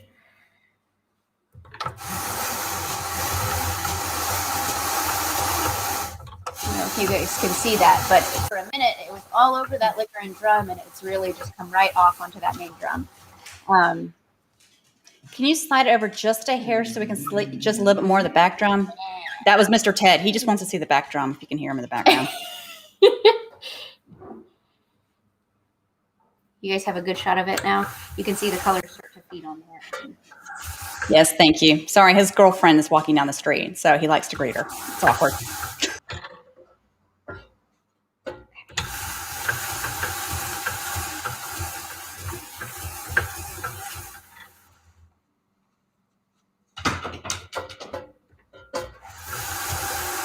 Okay, I'm going to speed card my way through this.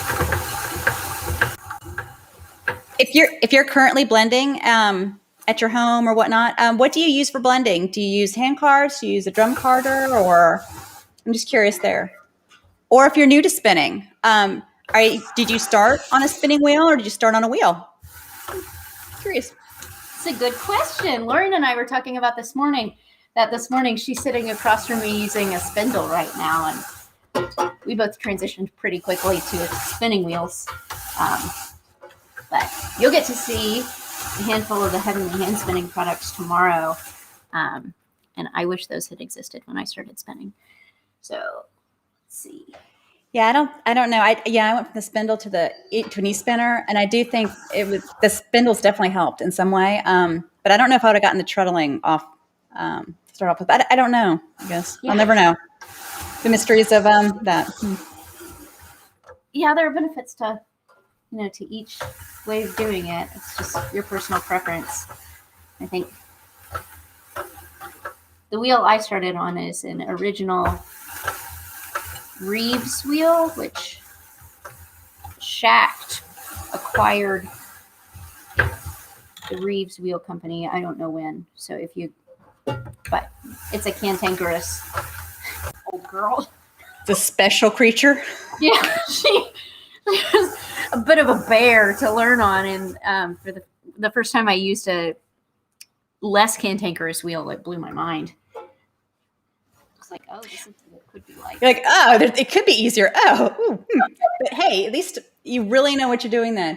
And I'm curious. So you're loading the drum carder on one side with that particular color, correct? Yes. So I'm, okay. And this is a little more of this color than I want.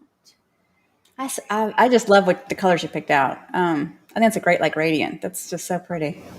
I'm glad you're enjoying it. I'm excited to get to my pinks. Usually I'm not a pinky person, but I love these pinks. Yeah.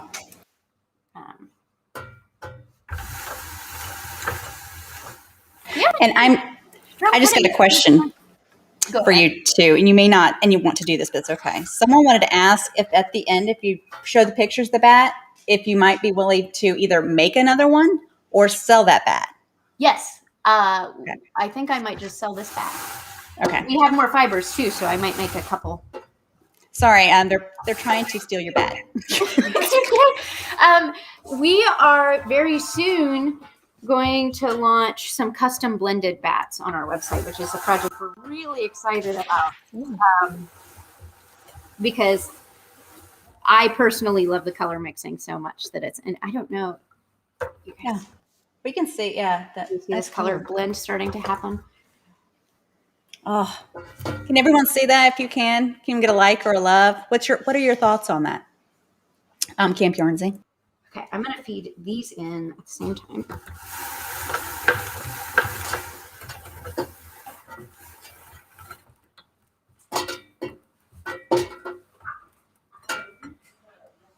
I'm gonna drop that back a little bit.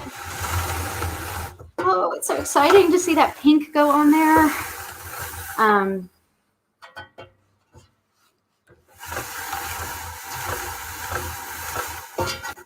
I would like to count this as exercise, but I don't think I can get away with that, could I? I think you could count it as an exercise. You get a pretty good shoulder workout, especially if you're doing those if you're mixing some colors, you do the pre-mix and then you do your final carding. Sometimes I press on this brush to really pack the fibers into the teeth.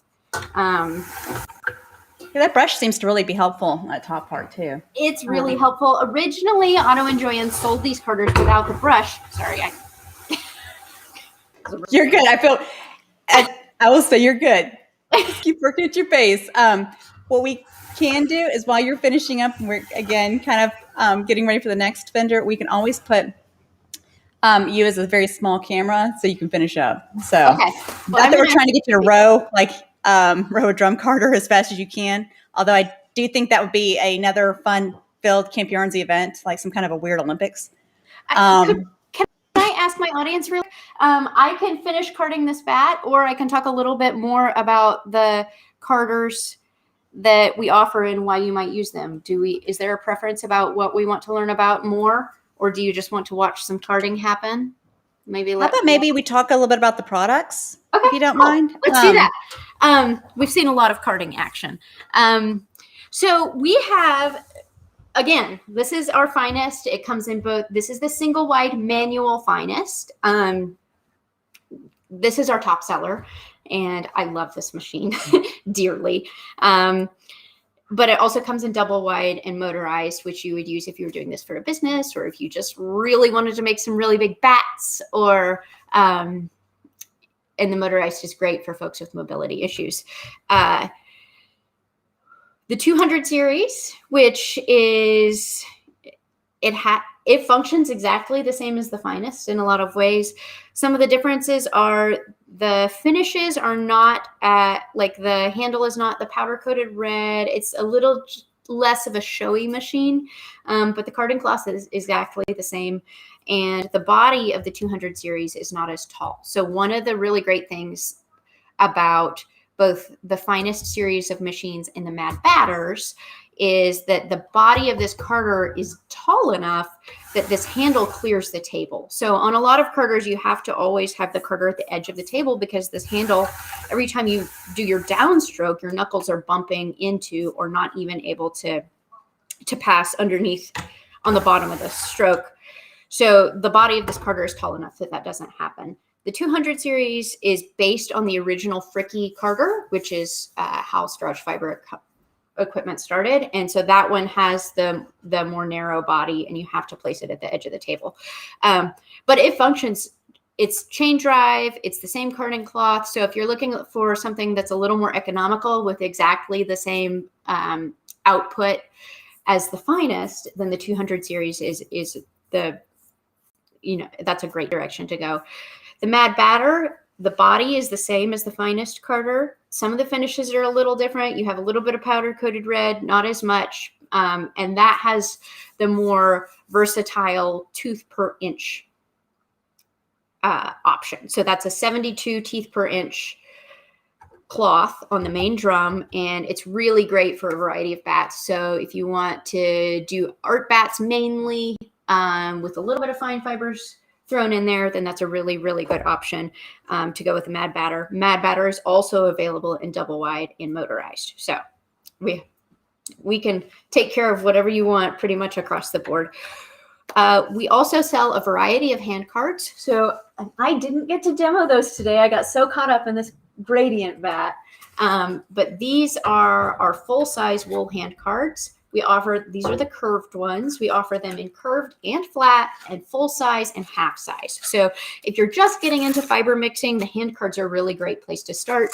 And I mean, those are even great for felting projects. So felting, weaving, macrame. If you want to mix your own colors, then that's a really great way to get into it, is to use the hand cards. We have a blending board, which Lauren is going to demonstrate a little bit tomorrow during our spinning demonstration. And that's a really fun way to make really painterly rollags, or you can make a bat that way too. And we have another carder called the Petite. And so the Petite is a lovely little travel friendly carder. It still makes a really good size bat. Some of the smaller carders make bats that, aren't very wide, but Petite still makes a really good size bat. But it's really, really travel friendly, and it's an adorable little machine. I love our Petite. That's not available double wide or motorized, but it is wonderful if you want to take it on the go. If you do fiber shows and you want to, do some demoing there. If you just have lower level carding needs in your own personal practice, the Petite is a great machine to work with. And it's really travel friendly. I'm not sure if I said that, but if you go to spinning or fiber retreats, it's a really, really travel friendly little machine. So, and we offer a variety of accessories. A lot of them come standard with our carders. So the Doffer brush, and then if you visit our website, you'll be able to see what all comes with the carder. But when a Strauss fiber carder arrives, you are ready to roll. So you don't have to buy any extra tools. You don't have to collect anything else. It comes ready to start carding, which is really important to us, that you can get going.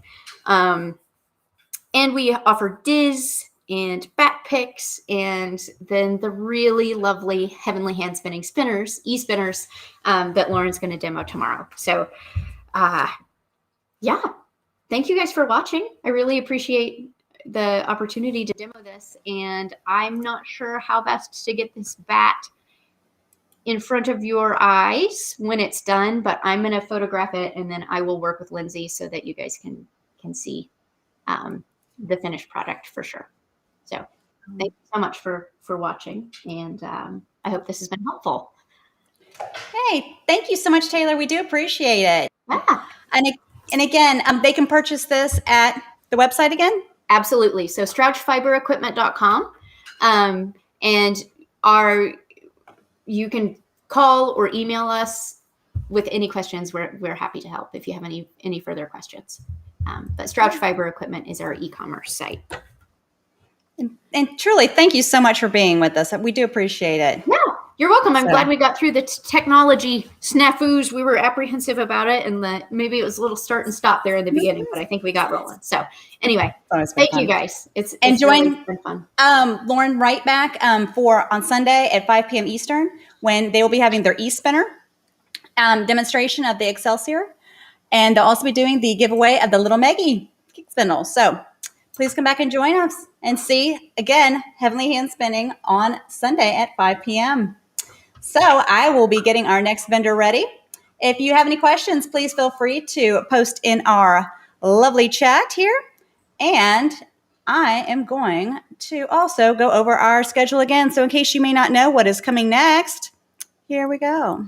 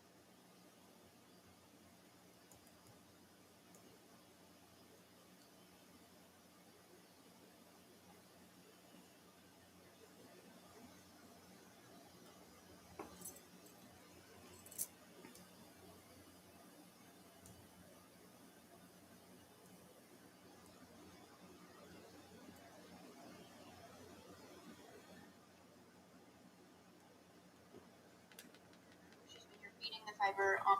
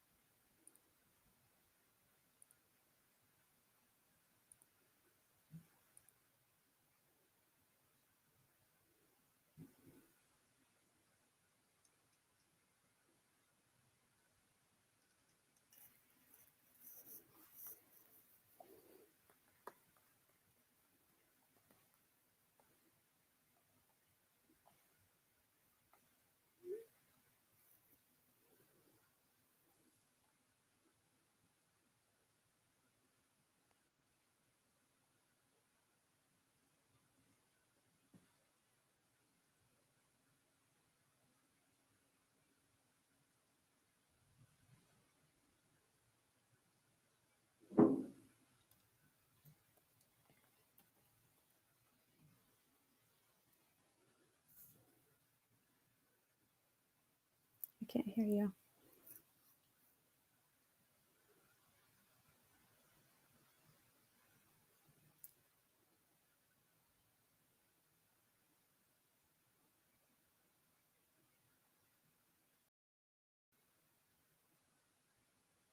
I can't hear you.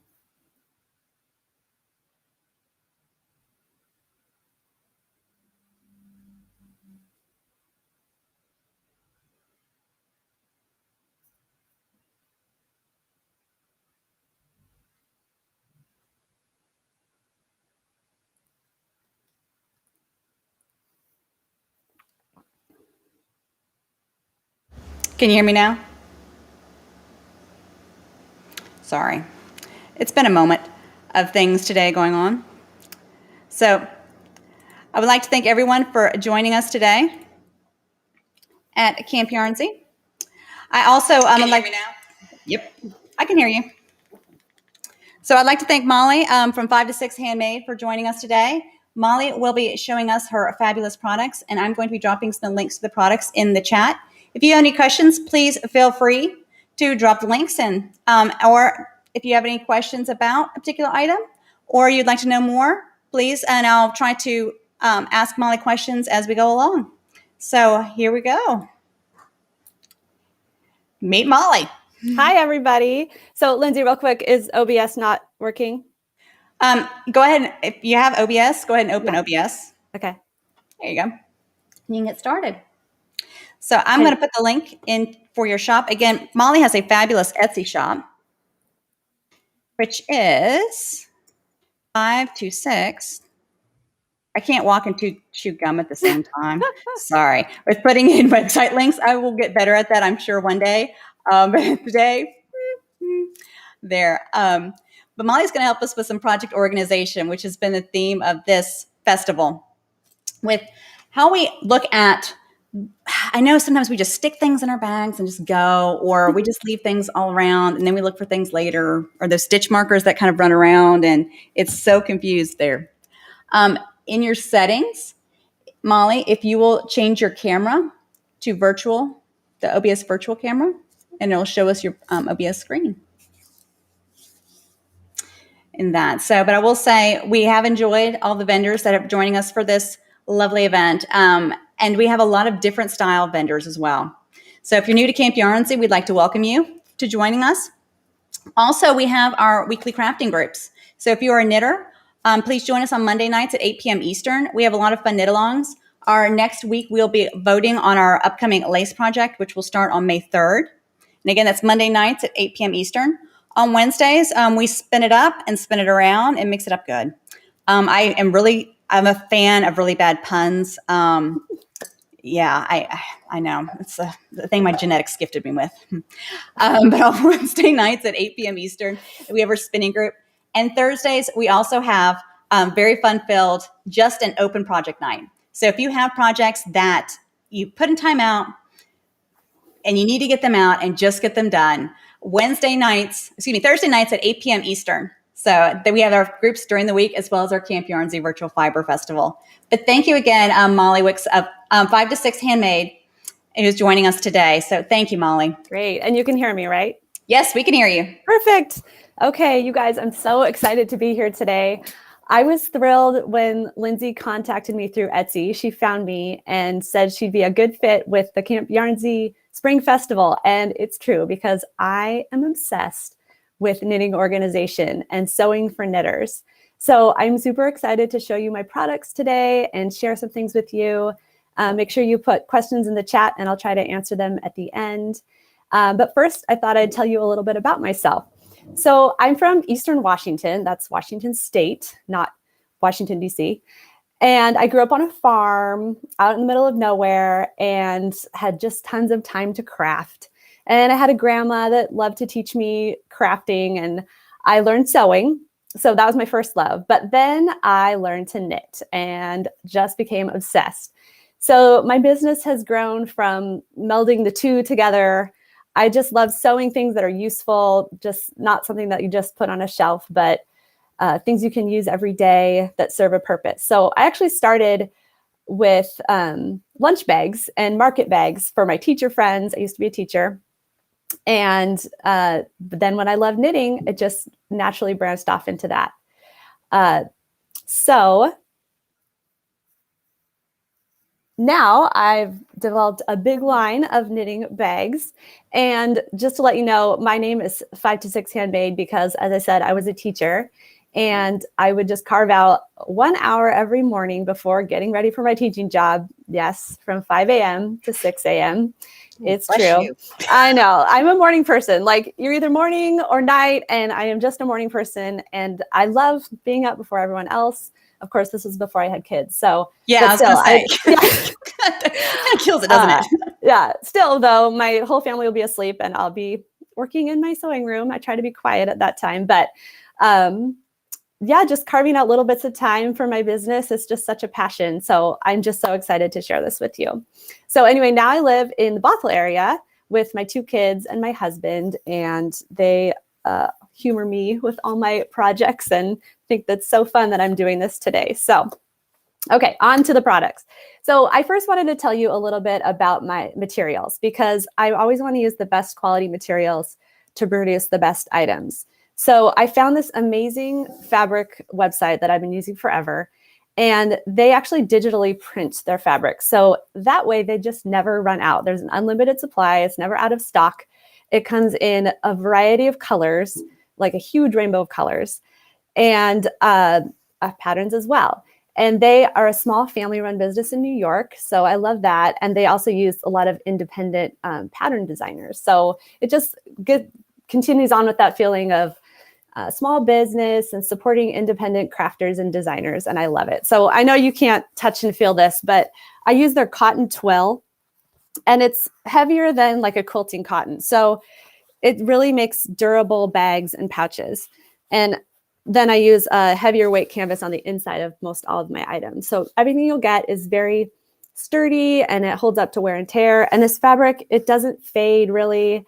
I mean, I've been using my own bags for years, and unless you leave it sitting in the sun all the time, the colors just really stay vibrant. It's beautiful. And then also everything from my zippers to all the bag hardware, it's just high quality. I try to shop on Etsy, the Etsy suppliers, and really use high quality materials there. So just passing on that info to you so you know you're getting high quality items from independent crafters and designers and small businesses. So that's how I like to begin everything. Okay, moving right along. Dun, dun, dun, dun, Da, da, da. There we go. I consider this my flagship product. It's beautiful. The small project bag. Thank you. It's just great size for hats and maybe a small shawl and anything smaller, of course. It's kind of like the size of a shoebox, I would say. So you can kind of see as I'm holding it up. This front pocket is just great. I love putting my pattern in there. It just keeps it separate from everything else. And it kind of keeps it from getting all wrinkled up, folded in half. And then if you're a straight needle user, It has these little pockets on the side. You could stick those in. And then as you can see, the straight needle kind of fits inside. I have not used straight needles in a long time. It's all circular, but if you're still a straight needle user, that's great. Can I get inside, there's a zippered pocket. Ooh, ah.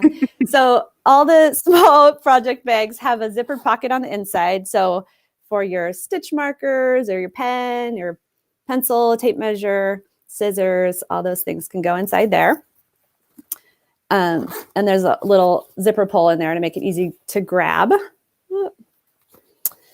So yeah, it's a good size pouch. So I can show you, if some of you are familiar with some of the chunkier yarns, like this is a skein of Rasta, which is one of the chunkiest.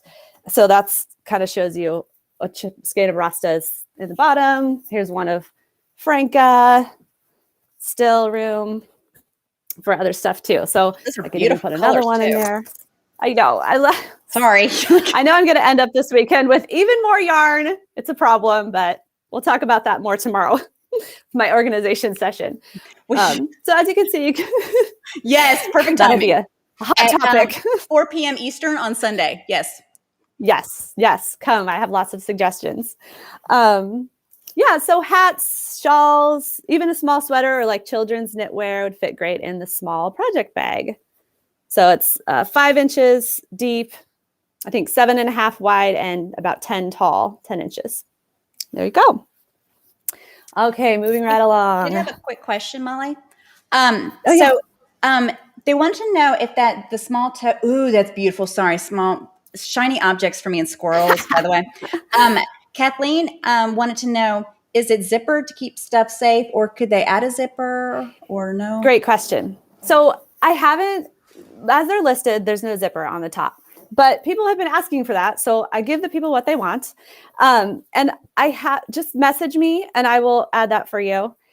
It'll be a small additional charge. I'm going to add these gradually. It takes time to build up my inventory, but I'll eventually add a listing where you can just add that zipper top to make that an option for you. Because I know what you mean. I don't want it spilling. I want everything to stay inside and be safe.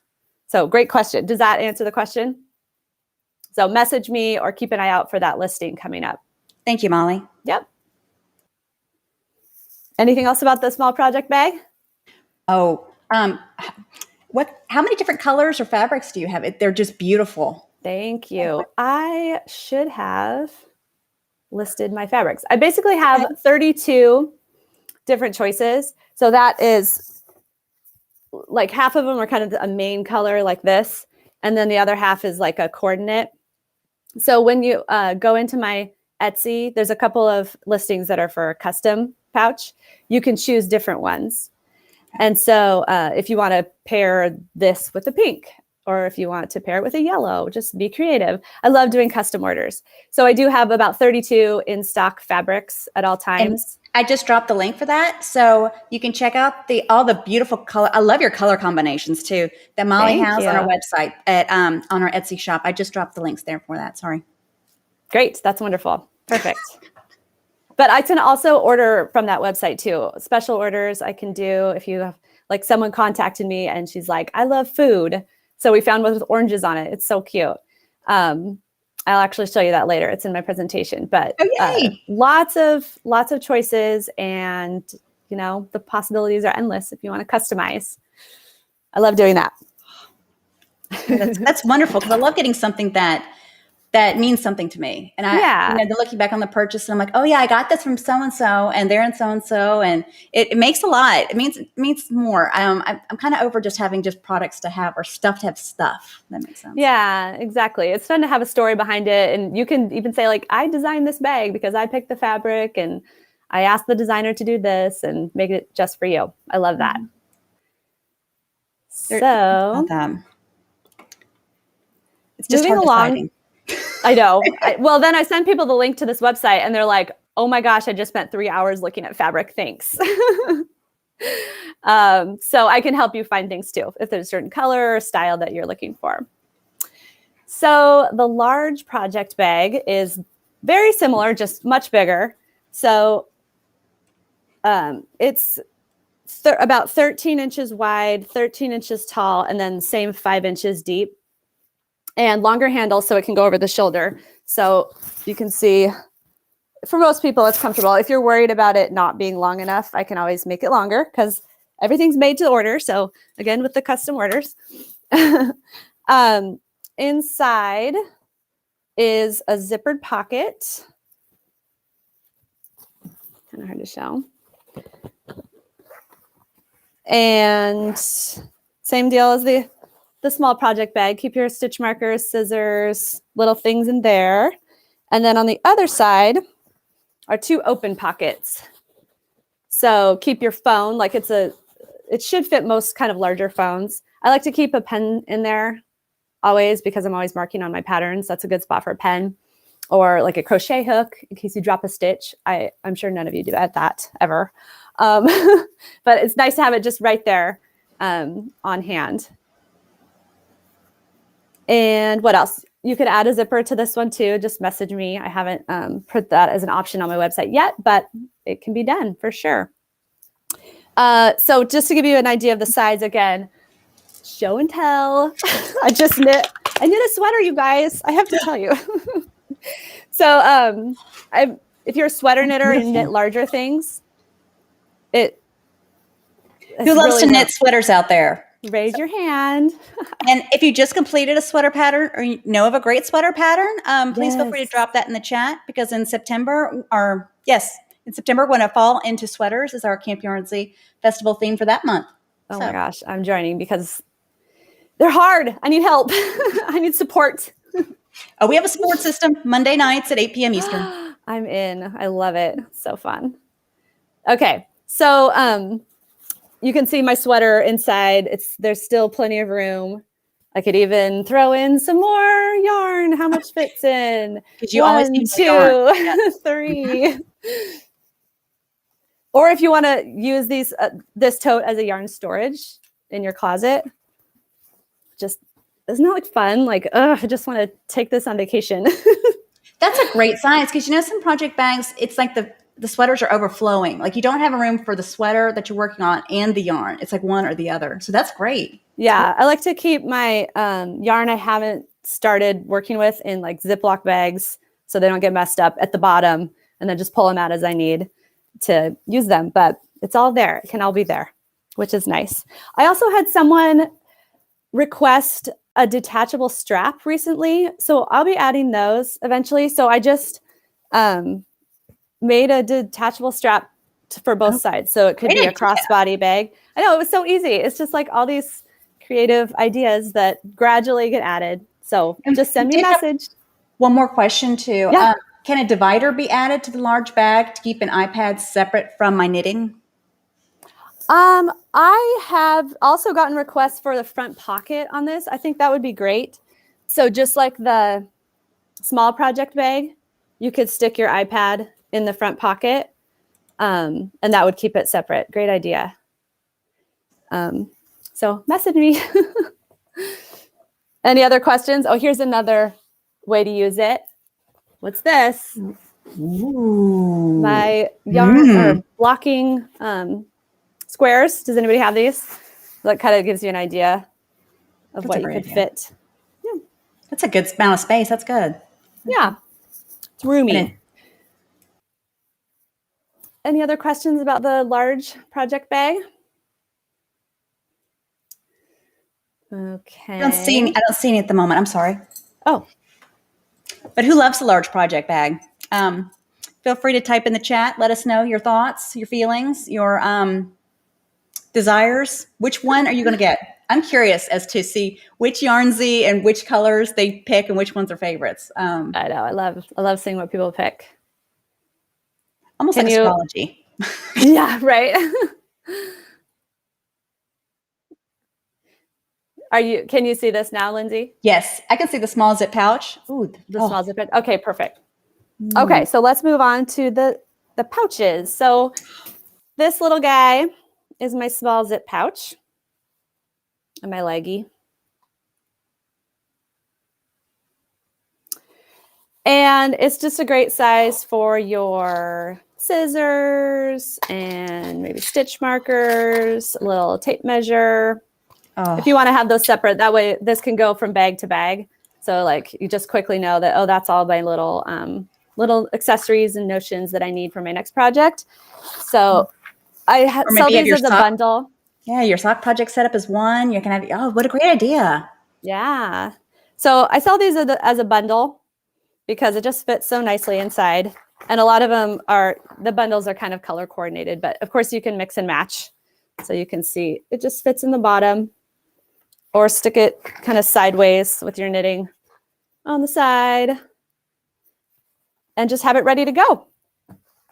So just to show you, I don't know if you can see the zipper very well. I use these brass colored YKK zippers. They're metal. They're just such a nice quality. And I've had people ask if the yarn gets stuck in there, and it really doesn't. It hasn't for me anyway. So, and then a little leather zipper pull, which is kind of fancy. And I also had someone ask me, I don't know if they're vegan or what, but they did not want leather zipper pull. So I found a vegan cork option. Just options, options, options. With the small zipper pouch. Trying to think if I forgot anything about this. Any questions about the Those small would make pouch? a great gift too, wouldn't they? Yeah, I have had people give these as teacher gifts. In fact, and I was giving these a little bit like with a hand sanitizer and a mask and like a little like COVID pack. I don't know. Yeah. Little birthday gift or a gift card or whatever inside. Maybe a graduation gift too. Yeah, Or definitely. bridesmaids or BFF knitters. Yeah, I'm obsessed with these like colorful Papermate flare pens, which you see in some of my photos. So I think it'd be fun to give a set of those in a project bag, like their little pencil case. Oh yeah, or even like an art project. Oh, that'd be fun. Yeah, it's not quite long enough for a pencil, Okay. but those little markers and pens fit great. Yeah. Okay, moving along. How are we doing on time? You are good. You've got plenty of time. And we are getting a lot of comments. They love your fabric combinations, and it's a tough decision. Thank you. I know. I'm glad. Go Go ahead. I'm just curious to see what people are liking. What's your favorite one? Let's see. Drop the links in the chat as to which bag is your favorite. I'm always curious because I admit, I told Molly last night when we were talking, I am so drawn to the gray floral, and I never thought I would purchase a gray floral bag, but I'm so excited about it. I can't wait. That's so great. And I can't pick because they're like my kids. They're all my favorite in certain ways. Okay, so moving on to the large zipper pouch. I love this little guy. So I have a story to tell. It was, I don't know, 2 years ago, because it was before the pandemic. We were getting ready for a trip, we're going on a plane, and I should have been packing. I should have been washing clothes. I should have been probably sleeping or whatever, but I was obsessed with making a project bag perfect for my carry-on because I was knitting a hat. And so I came up with this size. It's just perfect for a hat. So it just like fits in my hand. This one is ready for my next project. Actually, I haven't started this yet. So this one's got a couple different colors, but basically it'll fit like one skein of yarn. You can put your pom-pom in there. And then a pattern fits folded up right inside there. So it's not separate or anything. It's just so simple.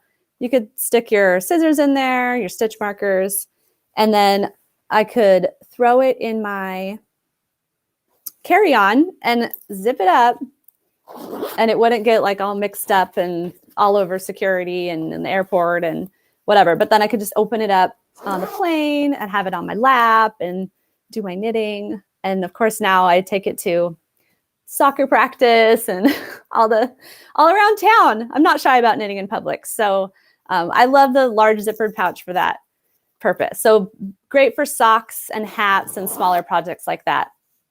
And this one has a wrist strap added on. So that's a separate listing. And the hardware matches the zipper. So you just attach it yourself. And this, you could pick a coordinating fabric. This one's matching, but if you have a fabric you think looks cute with the pouch that's different. Do you like my little enamel pin too? You know, all these pins you get? I just love putting them on my project bags. Yeah, so that's the large zipper pouch. It's about 5 inches deep, about 7.5 inches wide, and then let's see, about 7 inches tall. So kind of like as tall as my hand, maybe. So will it fit in the large tote, and will it fit in the small tote? Yeah. Let's see how that looks. Okay, so here's a different large tote in the blue floral. So you can see fits in the bottom of that just fine. Perfect. Yeah, plenty of room left over, isn't there? Yeah. In the small pouch, it would be a pretty tight fit, but It's there. put Okay. some other stuff in there. So the large pouch would be good. So then you might have to get a small tote with the small zipper and pouch, and the large tote with the large zipper pouch. Maybe that'll be my next bundle offering, the large tote with the large pouch. And I'm an enabler, by the way. I love it, I'm your Lindsay. founding director of the Enable Camp Yarnsie Club. Sorry. Keep the ideas coming. But I have like, I don't know, an embarrassing amount of these because I do make them, but I just like keep the project in there. That way I can just take the next one. And then when I buy yarn that I probably shouldn't buy, I just get it ready and it's just ready to grab. I love how it's, because some project bags are too small and some are too large. I really love the size of that because it's a true in between where it actually fits what you need it to fit. Like sometimes I don't know if you have that problem too, where before it's like, it's too small, like the mediums are too small and the large is too large. That's perfect. Yeah, thanks. So who's loving this out there? Let's see some likes and some loves.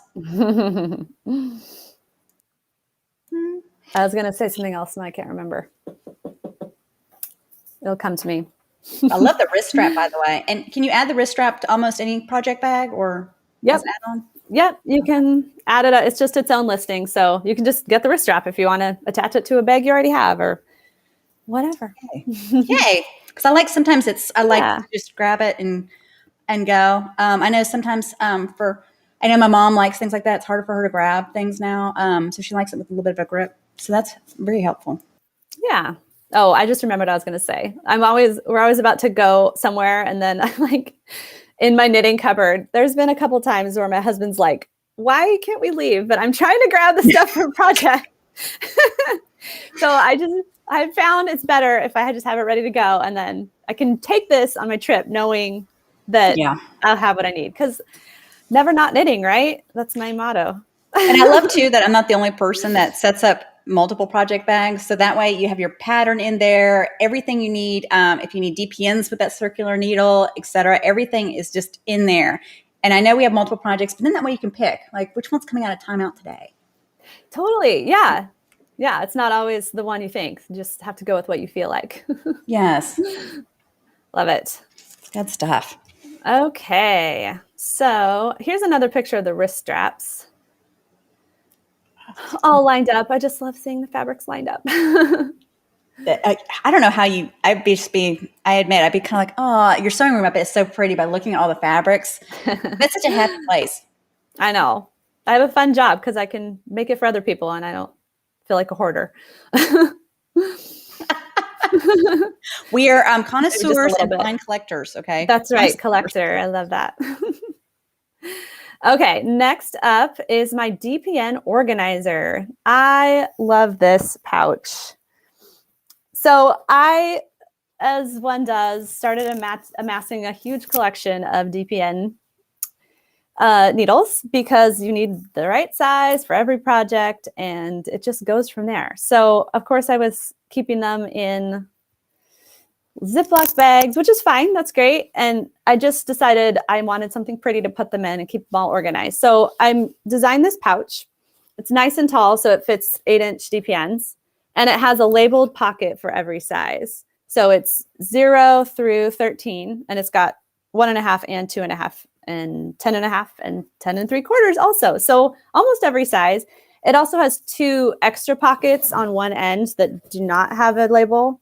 So just put whatever in there, or if you have overflow. I've heard from a few customers that they could fit multiple sets in each slot also. So if you're a huge collector and you have, them in bamboo and metal and this and that, you could probably fit more than one set in there. And as you can see, this one has the small pouch that fits right inside also.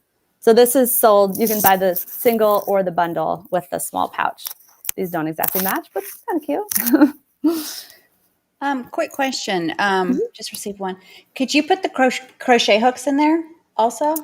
Or Yeah, for sure. DPN organizer. Sorry, the double pointed needles is what I meant to say. Yeah, in fact, I love you crocheters. I just am slowly expanding, but I just did a custom order for someone who wanted a crochet hook case. So it ended up being a little shorter because her crochet hooks weren't quite 8 inches tall.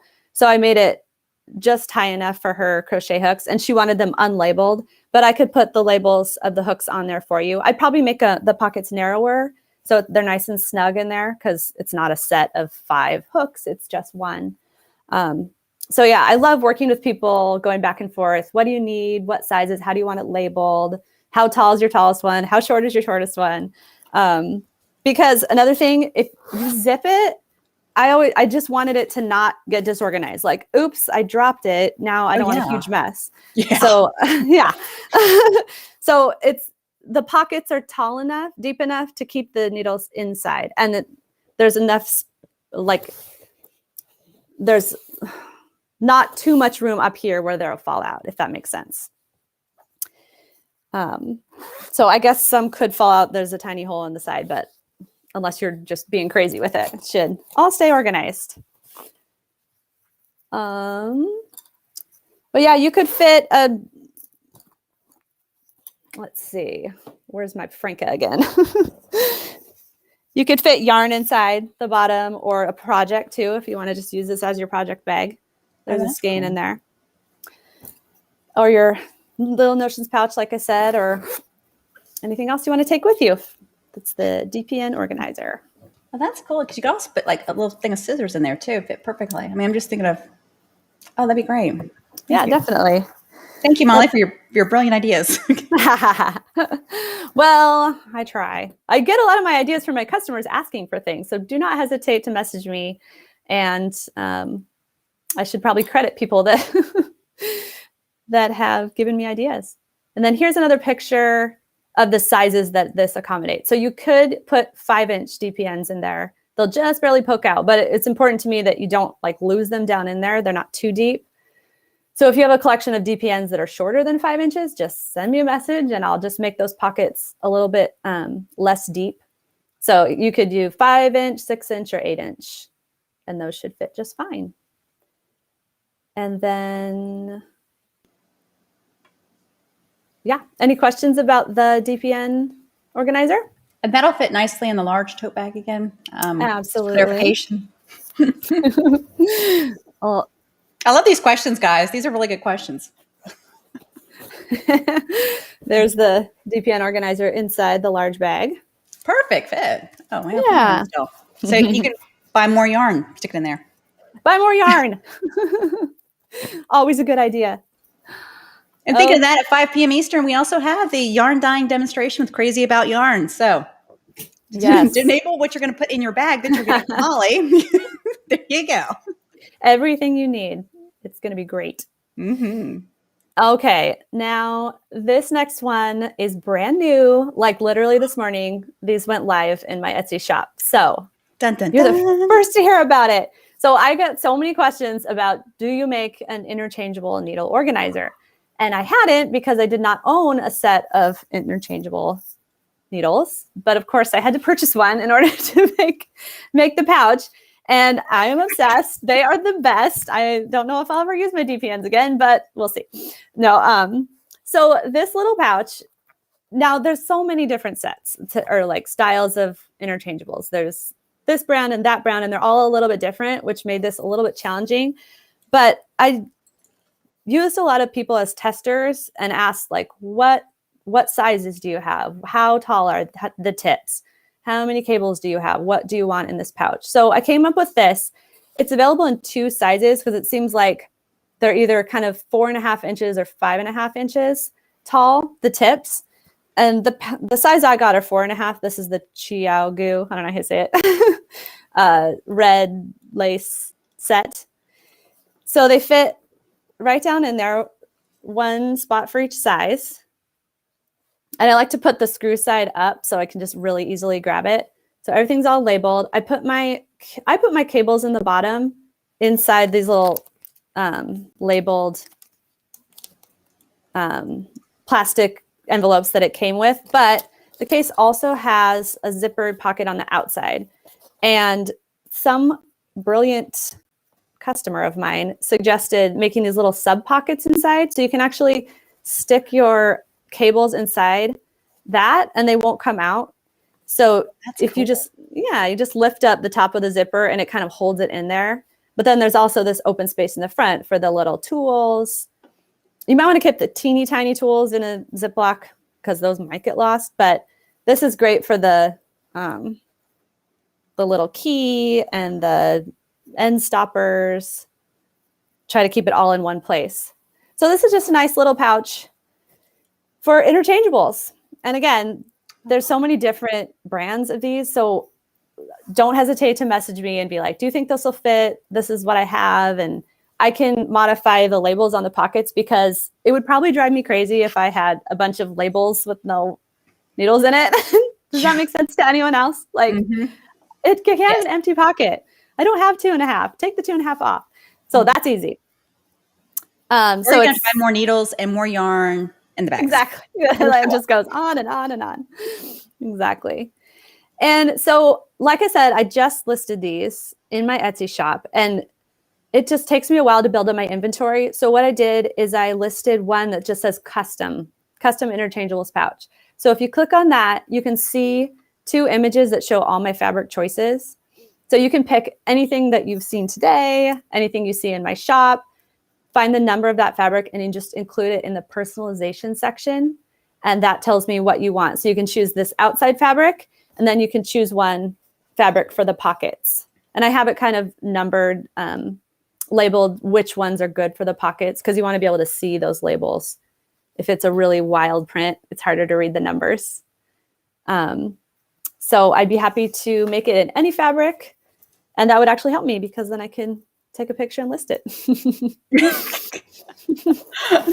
See, and help other you. people. Help me out. Yes. This is all what Camp Yarnsie's about, though. I mean, it is. Know. So here's a comparison between the smaller one and the larger one. So this one's for the taller tips, the ones that are under 6 inches, and this one's for under 5 inches. So they're not too different, but it's just nice to have them the right size, not too big. And again, they shouldn't get all messed up if you drop it. Yeah. Any questions about the interchangeable pouches? So how many of you have interchangeable needle sets out there? I'm just curious. And I know there's interchangeable crochet hook set too. That's made by one of our vendors named Wild Stitchers. Oh. So that might also be a cool thing there too. So crochet, this is not just a knitting thing. So yeah, I'll have to do a collaboration with her. Just saying. What a great idea, though. I love how you incorporated the actual cords in your design. I think a lot of people leave that out. So that's super helpful because you're always looking for those things at the end. I know. And how heartbreaking when you can't find the one that you need. And yes. And those greens are great. That's a hard decision too between and I apologize, the little green with the white dots and the florals. Oh, they're beautiful. They're all kind of made to coordinate. So if you get the, let's see, where is it? DPN pouch. It kind of goes with the. Ooh, good combo. It's called Seeds and Kale, if you're curious. I also like this lighter green with the. Oh yeah. With the desert rose. That's what that one is. Yeah. Okay. Next up is also something new. It's the circular needle organizer. And again, brand new. I just listed these this morning. So you're the first to know. This is actually a very, very simple design. It's just a fabric wrap around some plastic zip pockets. These are size A5, so I believe it's 8x5 is the measurements. So they're just the zipper pockets you can use for binder, but they're sewn into this fabric case so it can match your other items. And then this part wraps around. There's these magnet snaps to keep it all together, to keep your circulars organized. So as you can see in the photos, you just stick your needles in there, and then included will be a set of sticker labels. And I did it this way so you could label it how you want. It comes with 12 pockets. So I feel like a lot of people have, you know, more of the larger size needles or more of the smaller, depending on what you kind of like to knit. So for example, I have my zeros and ones in the same pocket. So you can put the stickers on according to your collection and how you want it. So here's mine. So I've got, ones and twos together. So I just put the stickers right on the side, and then you can kind of see through to the next one. So they're kind of stacked. And all the way up to, mine goes up to 13. And then, yeah. So you can see it really expands. So when there's nothing in it, where did that go? It's flat. And I have almost every size in here. So it's kind of lumpy, but it just fits nicely. It's all wrapped up and together and nothing's loose. And then this fits perfectly inside some of my other items. So the DPN pouch, the circular pouch fits right inside. So that's that. You could also stick it inside your small project pouch if you wanted to keep all those together. And again, this, I think there's only 6 or 7 different ones listed in my shop right now, but there's also a custom circular needle organizer listing where you can just enter the fabric number you want and it'll be made in that fabric. So all the options available. Any questions about the circular pouch? No, I'm so excited. So who thinks that's like, I don't know, the bee's knees or, oh, that's great. I used to have a version like this for all of my years. It was just Ziploc bags sewn into a fabric thing, which worked great. But this is like leveling up a little bit. If you want to take it past the Ziploc bags. Oh, that. Would anyone like to see any color combinations or specific colors also too? I know there was a question if you could hold up the navy with the peach one more time. Yep. I apologize. I don't know the name of that fabric. This is called Delightful in Navy. Oh, sorry. Well, okay. Delightful in navy. Thank you. That's just happy. I mean, yeah. Bring that. So this one is actually the same print, just in different colorway. So this one's Delightful in Evening Stroll. So you can see they're the same but different. But what I love how you can mix and match though too. That's a great idea. So that way, if you have 2, maybe you're stuck on, you get maybe the smaller bag of one and the larger bag of the other, and go from there. Yeah, a lot of these coordinate really well, like the lighter pinks, or even the there's a couple of more purpley ones that are fun. Oh, I have to show you this one. It's one of the newer fabrics. This is an interchangeable pouch, but this can be made in anything. It's sheep. How perfect is that? Little sheep silhouettes. I know there's sheep lovers.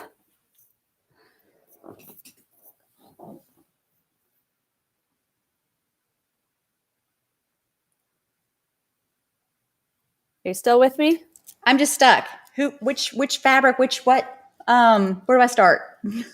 So if you're a beginning knitter or a beginner crochet artiste, what would be a great set maybe to start with, or a great thing to kind of organizer to start with, or a size?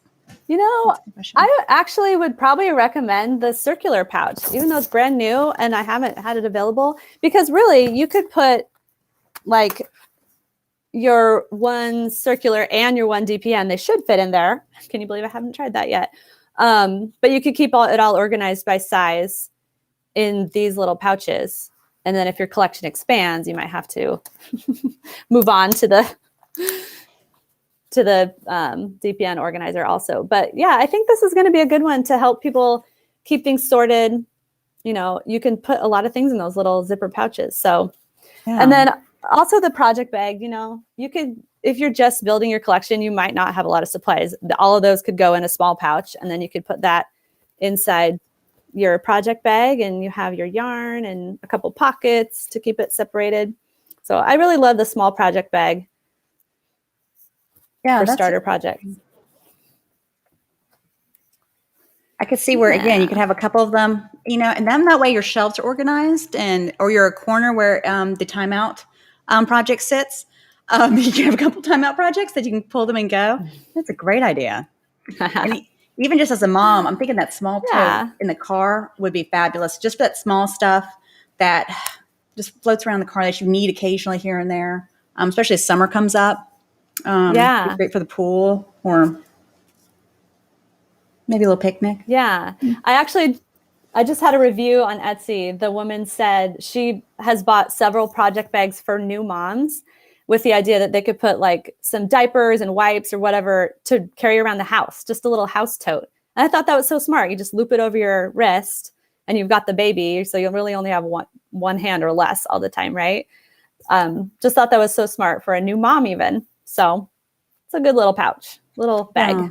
And that's a great idea too, because then you realize then that you end up with the small baby pouches in each and every bathroom, et cetera, around there too. But it's nice to have that stuff kind of all in place and it stays, because I don't know about you, but chasing a 4-year-old, it's harder. Yeah. Stuff's everywhere. Yeah, I'm going to really work on getting more listed with the zip top, because isn't that also key? Like you've got this in the car, and how many times does it dump out on the ground? And having it zip closed is a really good thing. And like I said, the yarn has not, for me, been a problem getting caught in the zipper at all. So I'm, of course, always interested in feedback if anyone has problems, but it usually doesn't happen for me. Great idea. Let's see. Yay. I have just a couple, so more options. Here's a picture of the zipper project bag. So it just has an extra seam at the top because you have to attach the handles. But other than that, it's still got the pocket in front, the pocket inside, and just zips shut. Someone was like, can you make it zip because my cat is so curious? I'm like, yes, I can.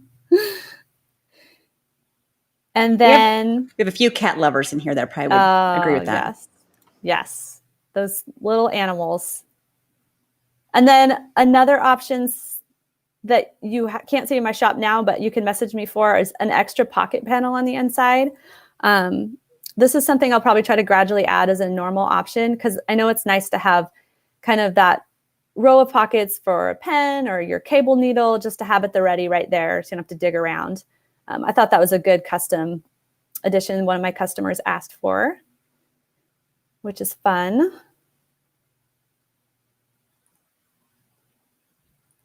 That is a great idea. Thanks. Or even to stick your iPhone in there, or your Android, or even your, I think on one you had a larger space for I think it was maybe the large tote that you can stick your iPad in it, or I like having some pockets. It's kind of nice. Yeah, definitely. Nice to keep things all sorted. I will say that you should not machine wash these. The canvas will shrink. So I just recommend spot cleaning. They seem to stay pretty clean for me. And if you just take a damp rag and wipe any spots, it seems to wipe off. It is twill, so it could stain, but wouldn't recommend putting it in the washing machine. We also had a great comment from Jennifer Lane, who said the circular needle organizer might also be a good way to organize her harp strings. Oh, fun. So that's so creative. I'm just going to show that real quick. So I think that's a great idea. Hey, totally, Jennifer. So I have never seen a harp string collection. I'd be interested to see that. I just want to say too, Hillary also commented that, ooh, she likes your choices. Thank you, Hillary. Appreciate it. And that. Quick question. Yeah. Can I get it personalized? Yes. So there's a listing in my shop to add personalization. So if you choose this, now, for example, this bag that's showing has this pretty dark green fabric on the front. I would not recommend having any dark fabrics personalized. It's not a machine embroidery that I use. So people will ask for their initials or their name. I'm going to go back to this because you'll be able to see in one of these as it goes through. So in order to be able to see that pop out against the fabric, you want it to be contrasting. So that's why I put a lot of light fabrics on the front pocket of those small project bags. So you can see the personalization. So I've had people ask for like grandma's knitting bag or just initials or their name. I even had someone ask for one that says sheltering in place last spring. I kind of like that. I know. I thought that was fun. I think someone asked for like keep calm and knit on or something. So people are so creative, and I can absolutely do that. It's just a separate listing under my add-on section in my Etsy shop. You just add on what you want. It's one price for one letter and then another price for a word. And it just has to fit in that front space on that bag or the pouch. As long as it fits, I can get it on there, and it'd be a fun, personalized project. Yeah. I was thinking even for, I have a couple of friends that are having surgeries that I know are going to take them a little while. I was thinking about getting them a little fun pouch, maybe something with like, I know one loves word puzzles, and putting some word puzzles in a little bag, maybe some little treats and things like that to kind of keep their spirits up. I love that. So that might be a nice little gift too, instead of just sending flowers, or it's going to last a little longer. I don't know. Yeah, that's a great idea. Or if you have like a word of the year, some people always choose a word of the year and just keep that word around to be inspired. That could be fun to put it on your pouch or your bag. Mm-hmm. Yeah. And my word of the year is not intervention or reducing the amount of yarn I have. No, that's not good for anyone. For anyone starts putting that in the chat, I'm not doing that. But I love that though. And just so happy. And I love your fabrics because it seems like it's going to last a good bit. Because I know I have a few that need to be replaced because they're just not lasting and they're not even a year old. So I'm kind of excited. Yeah, they're built to last, built to be used and loved, and to be exactly what you need. So like I said, do not hesitate to reach out for a custom order. So I'm going to thank you guys now. Thank you so much. So here's where you can find me. And I'll put that back in. So my Etsy shop, if you didn't already see it, is 5to6 at etsy.com. You can find me on Facebook, Pinterest, Instagram to see kind of what's new news. And you can always contact me in those places too with questions. And as an extra thank you for being here today, I've got a coupon code for you. So just type in Yarnsie20 in the coupon code section and you'll get 20% off your order. That's good through Monday night. So Monday night at midnight, it'll disappear. But I definitely want to thank you guys for being here. And thank you, Lindsay, for welcoming. Lindsay, happy birthday. Thank you. I appreciate it. Yeah. Hope you have a great day. You can email me 5to6 at handmade@gmail.com with those custom order requests.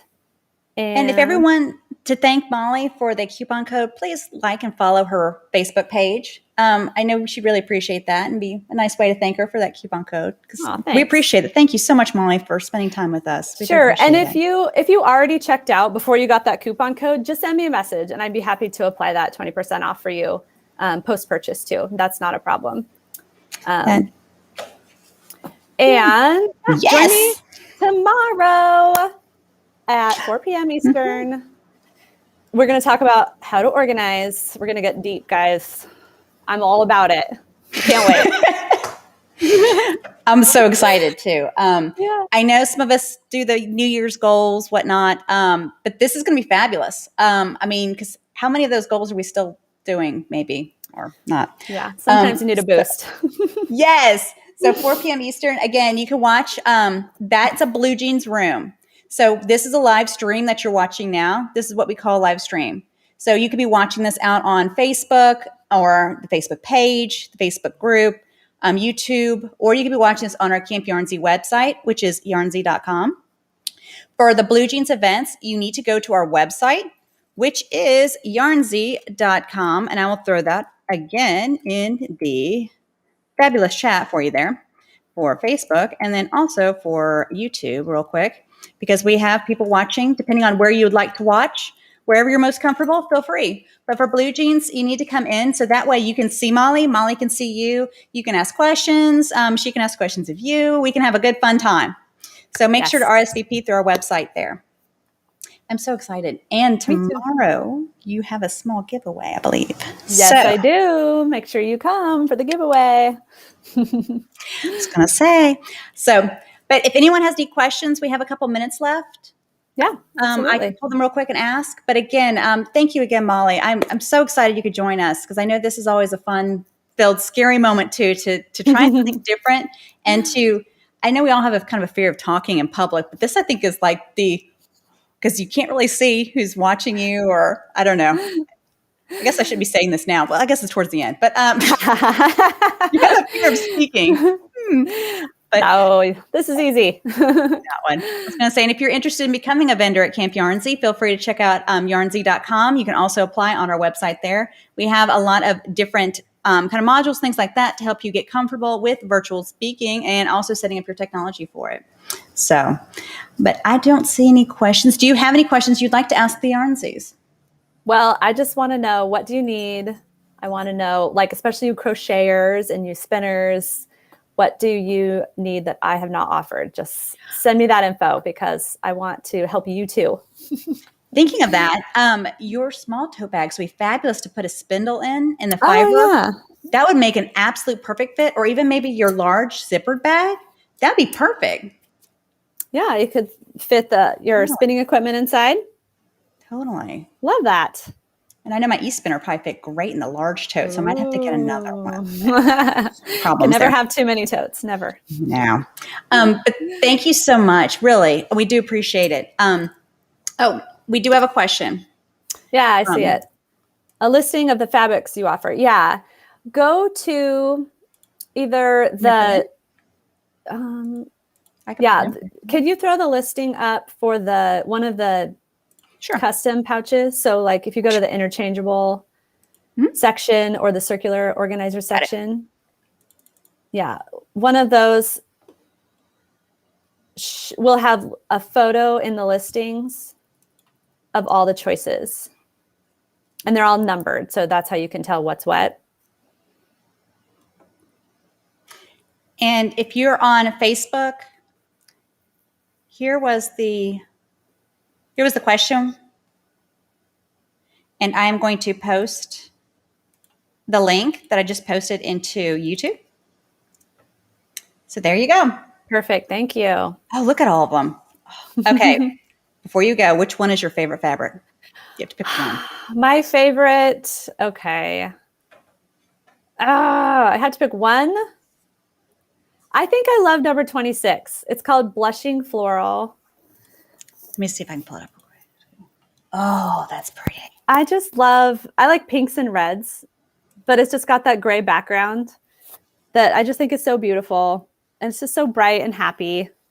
And I love large florals. So yeah, I think this one's probably my favorite, but that's a tough one. It's really hard. I was going to say. Well, thank you so much for being with us. We do appreciate it. And we hope you have a fabulous day, Molly. Awesome. Thank you, everyone. Hope to see you tomorrow. Don't forget to favorite and like Molly's Facebook page, as well as please go to her Etsy shop and also throw some favorites out there.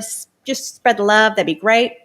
Also, don't forget today, coming up at 3 p.m. Eastern, we have the Decadent Luxury Studio. So come craft with us in the middle of an afternoon. We are going to be taking some virtual tours of some English gardens, which are beautiful. The music is it's nice and soothing.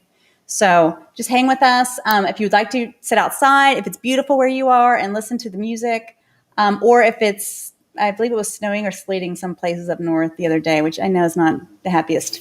Sorry to bring that up, guys. But just in case, if it's beautiful, whatnot, feel free to even just turn us on your phone, on your iPad, etc. and hang out with us there. At 5 p.m. Eastern, we have the yarn dyeing demonstration with Crazy About Yarn. And there's something about a yarn giveaway, I believe. Hint, hint, nudge, nudge.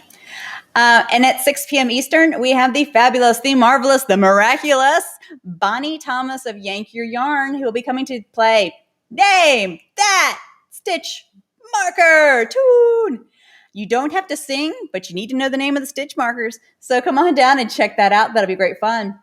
Then at 7:30 p.m. Eastern, I'm going to have a one-time only event. One-time only, I do mean one-time only and one-time only. The Crash My Stash Birthday Bash Destash. If I said that wrong, will somebody correct me in the chat? I think I said that right. So that's at 7:30 p.m. Eastern. Come join me and Norlene Lacey as we have quite a collection of stash items. I have a ton of yarn skeins, a ton, from luxury vendors as well as private vendors that you cannot purchase from as like retail shops. They only sell to wholesalers, etc. And Norlene has a fabulous collection of fiber too that she is going to destash. Now, this is a one-time only event. The doors will lock at approximately 7:32 p.m. Eastern sharp. Because some of these vendors I cannot announce like it's a retail event because it's not a retail event. It's just my birthday party, and we're going to destash a little bit. Not my entire stash. No, no.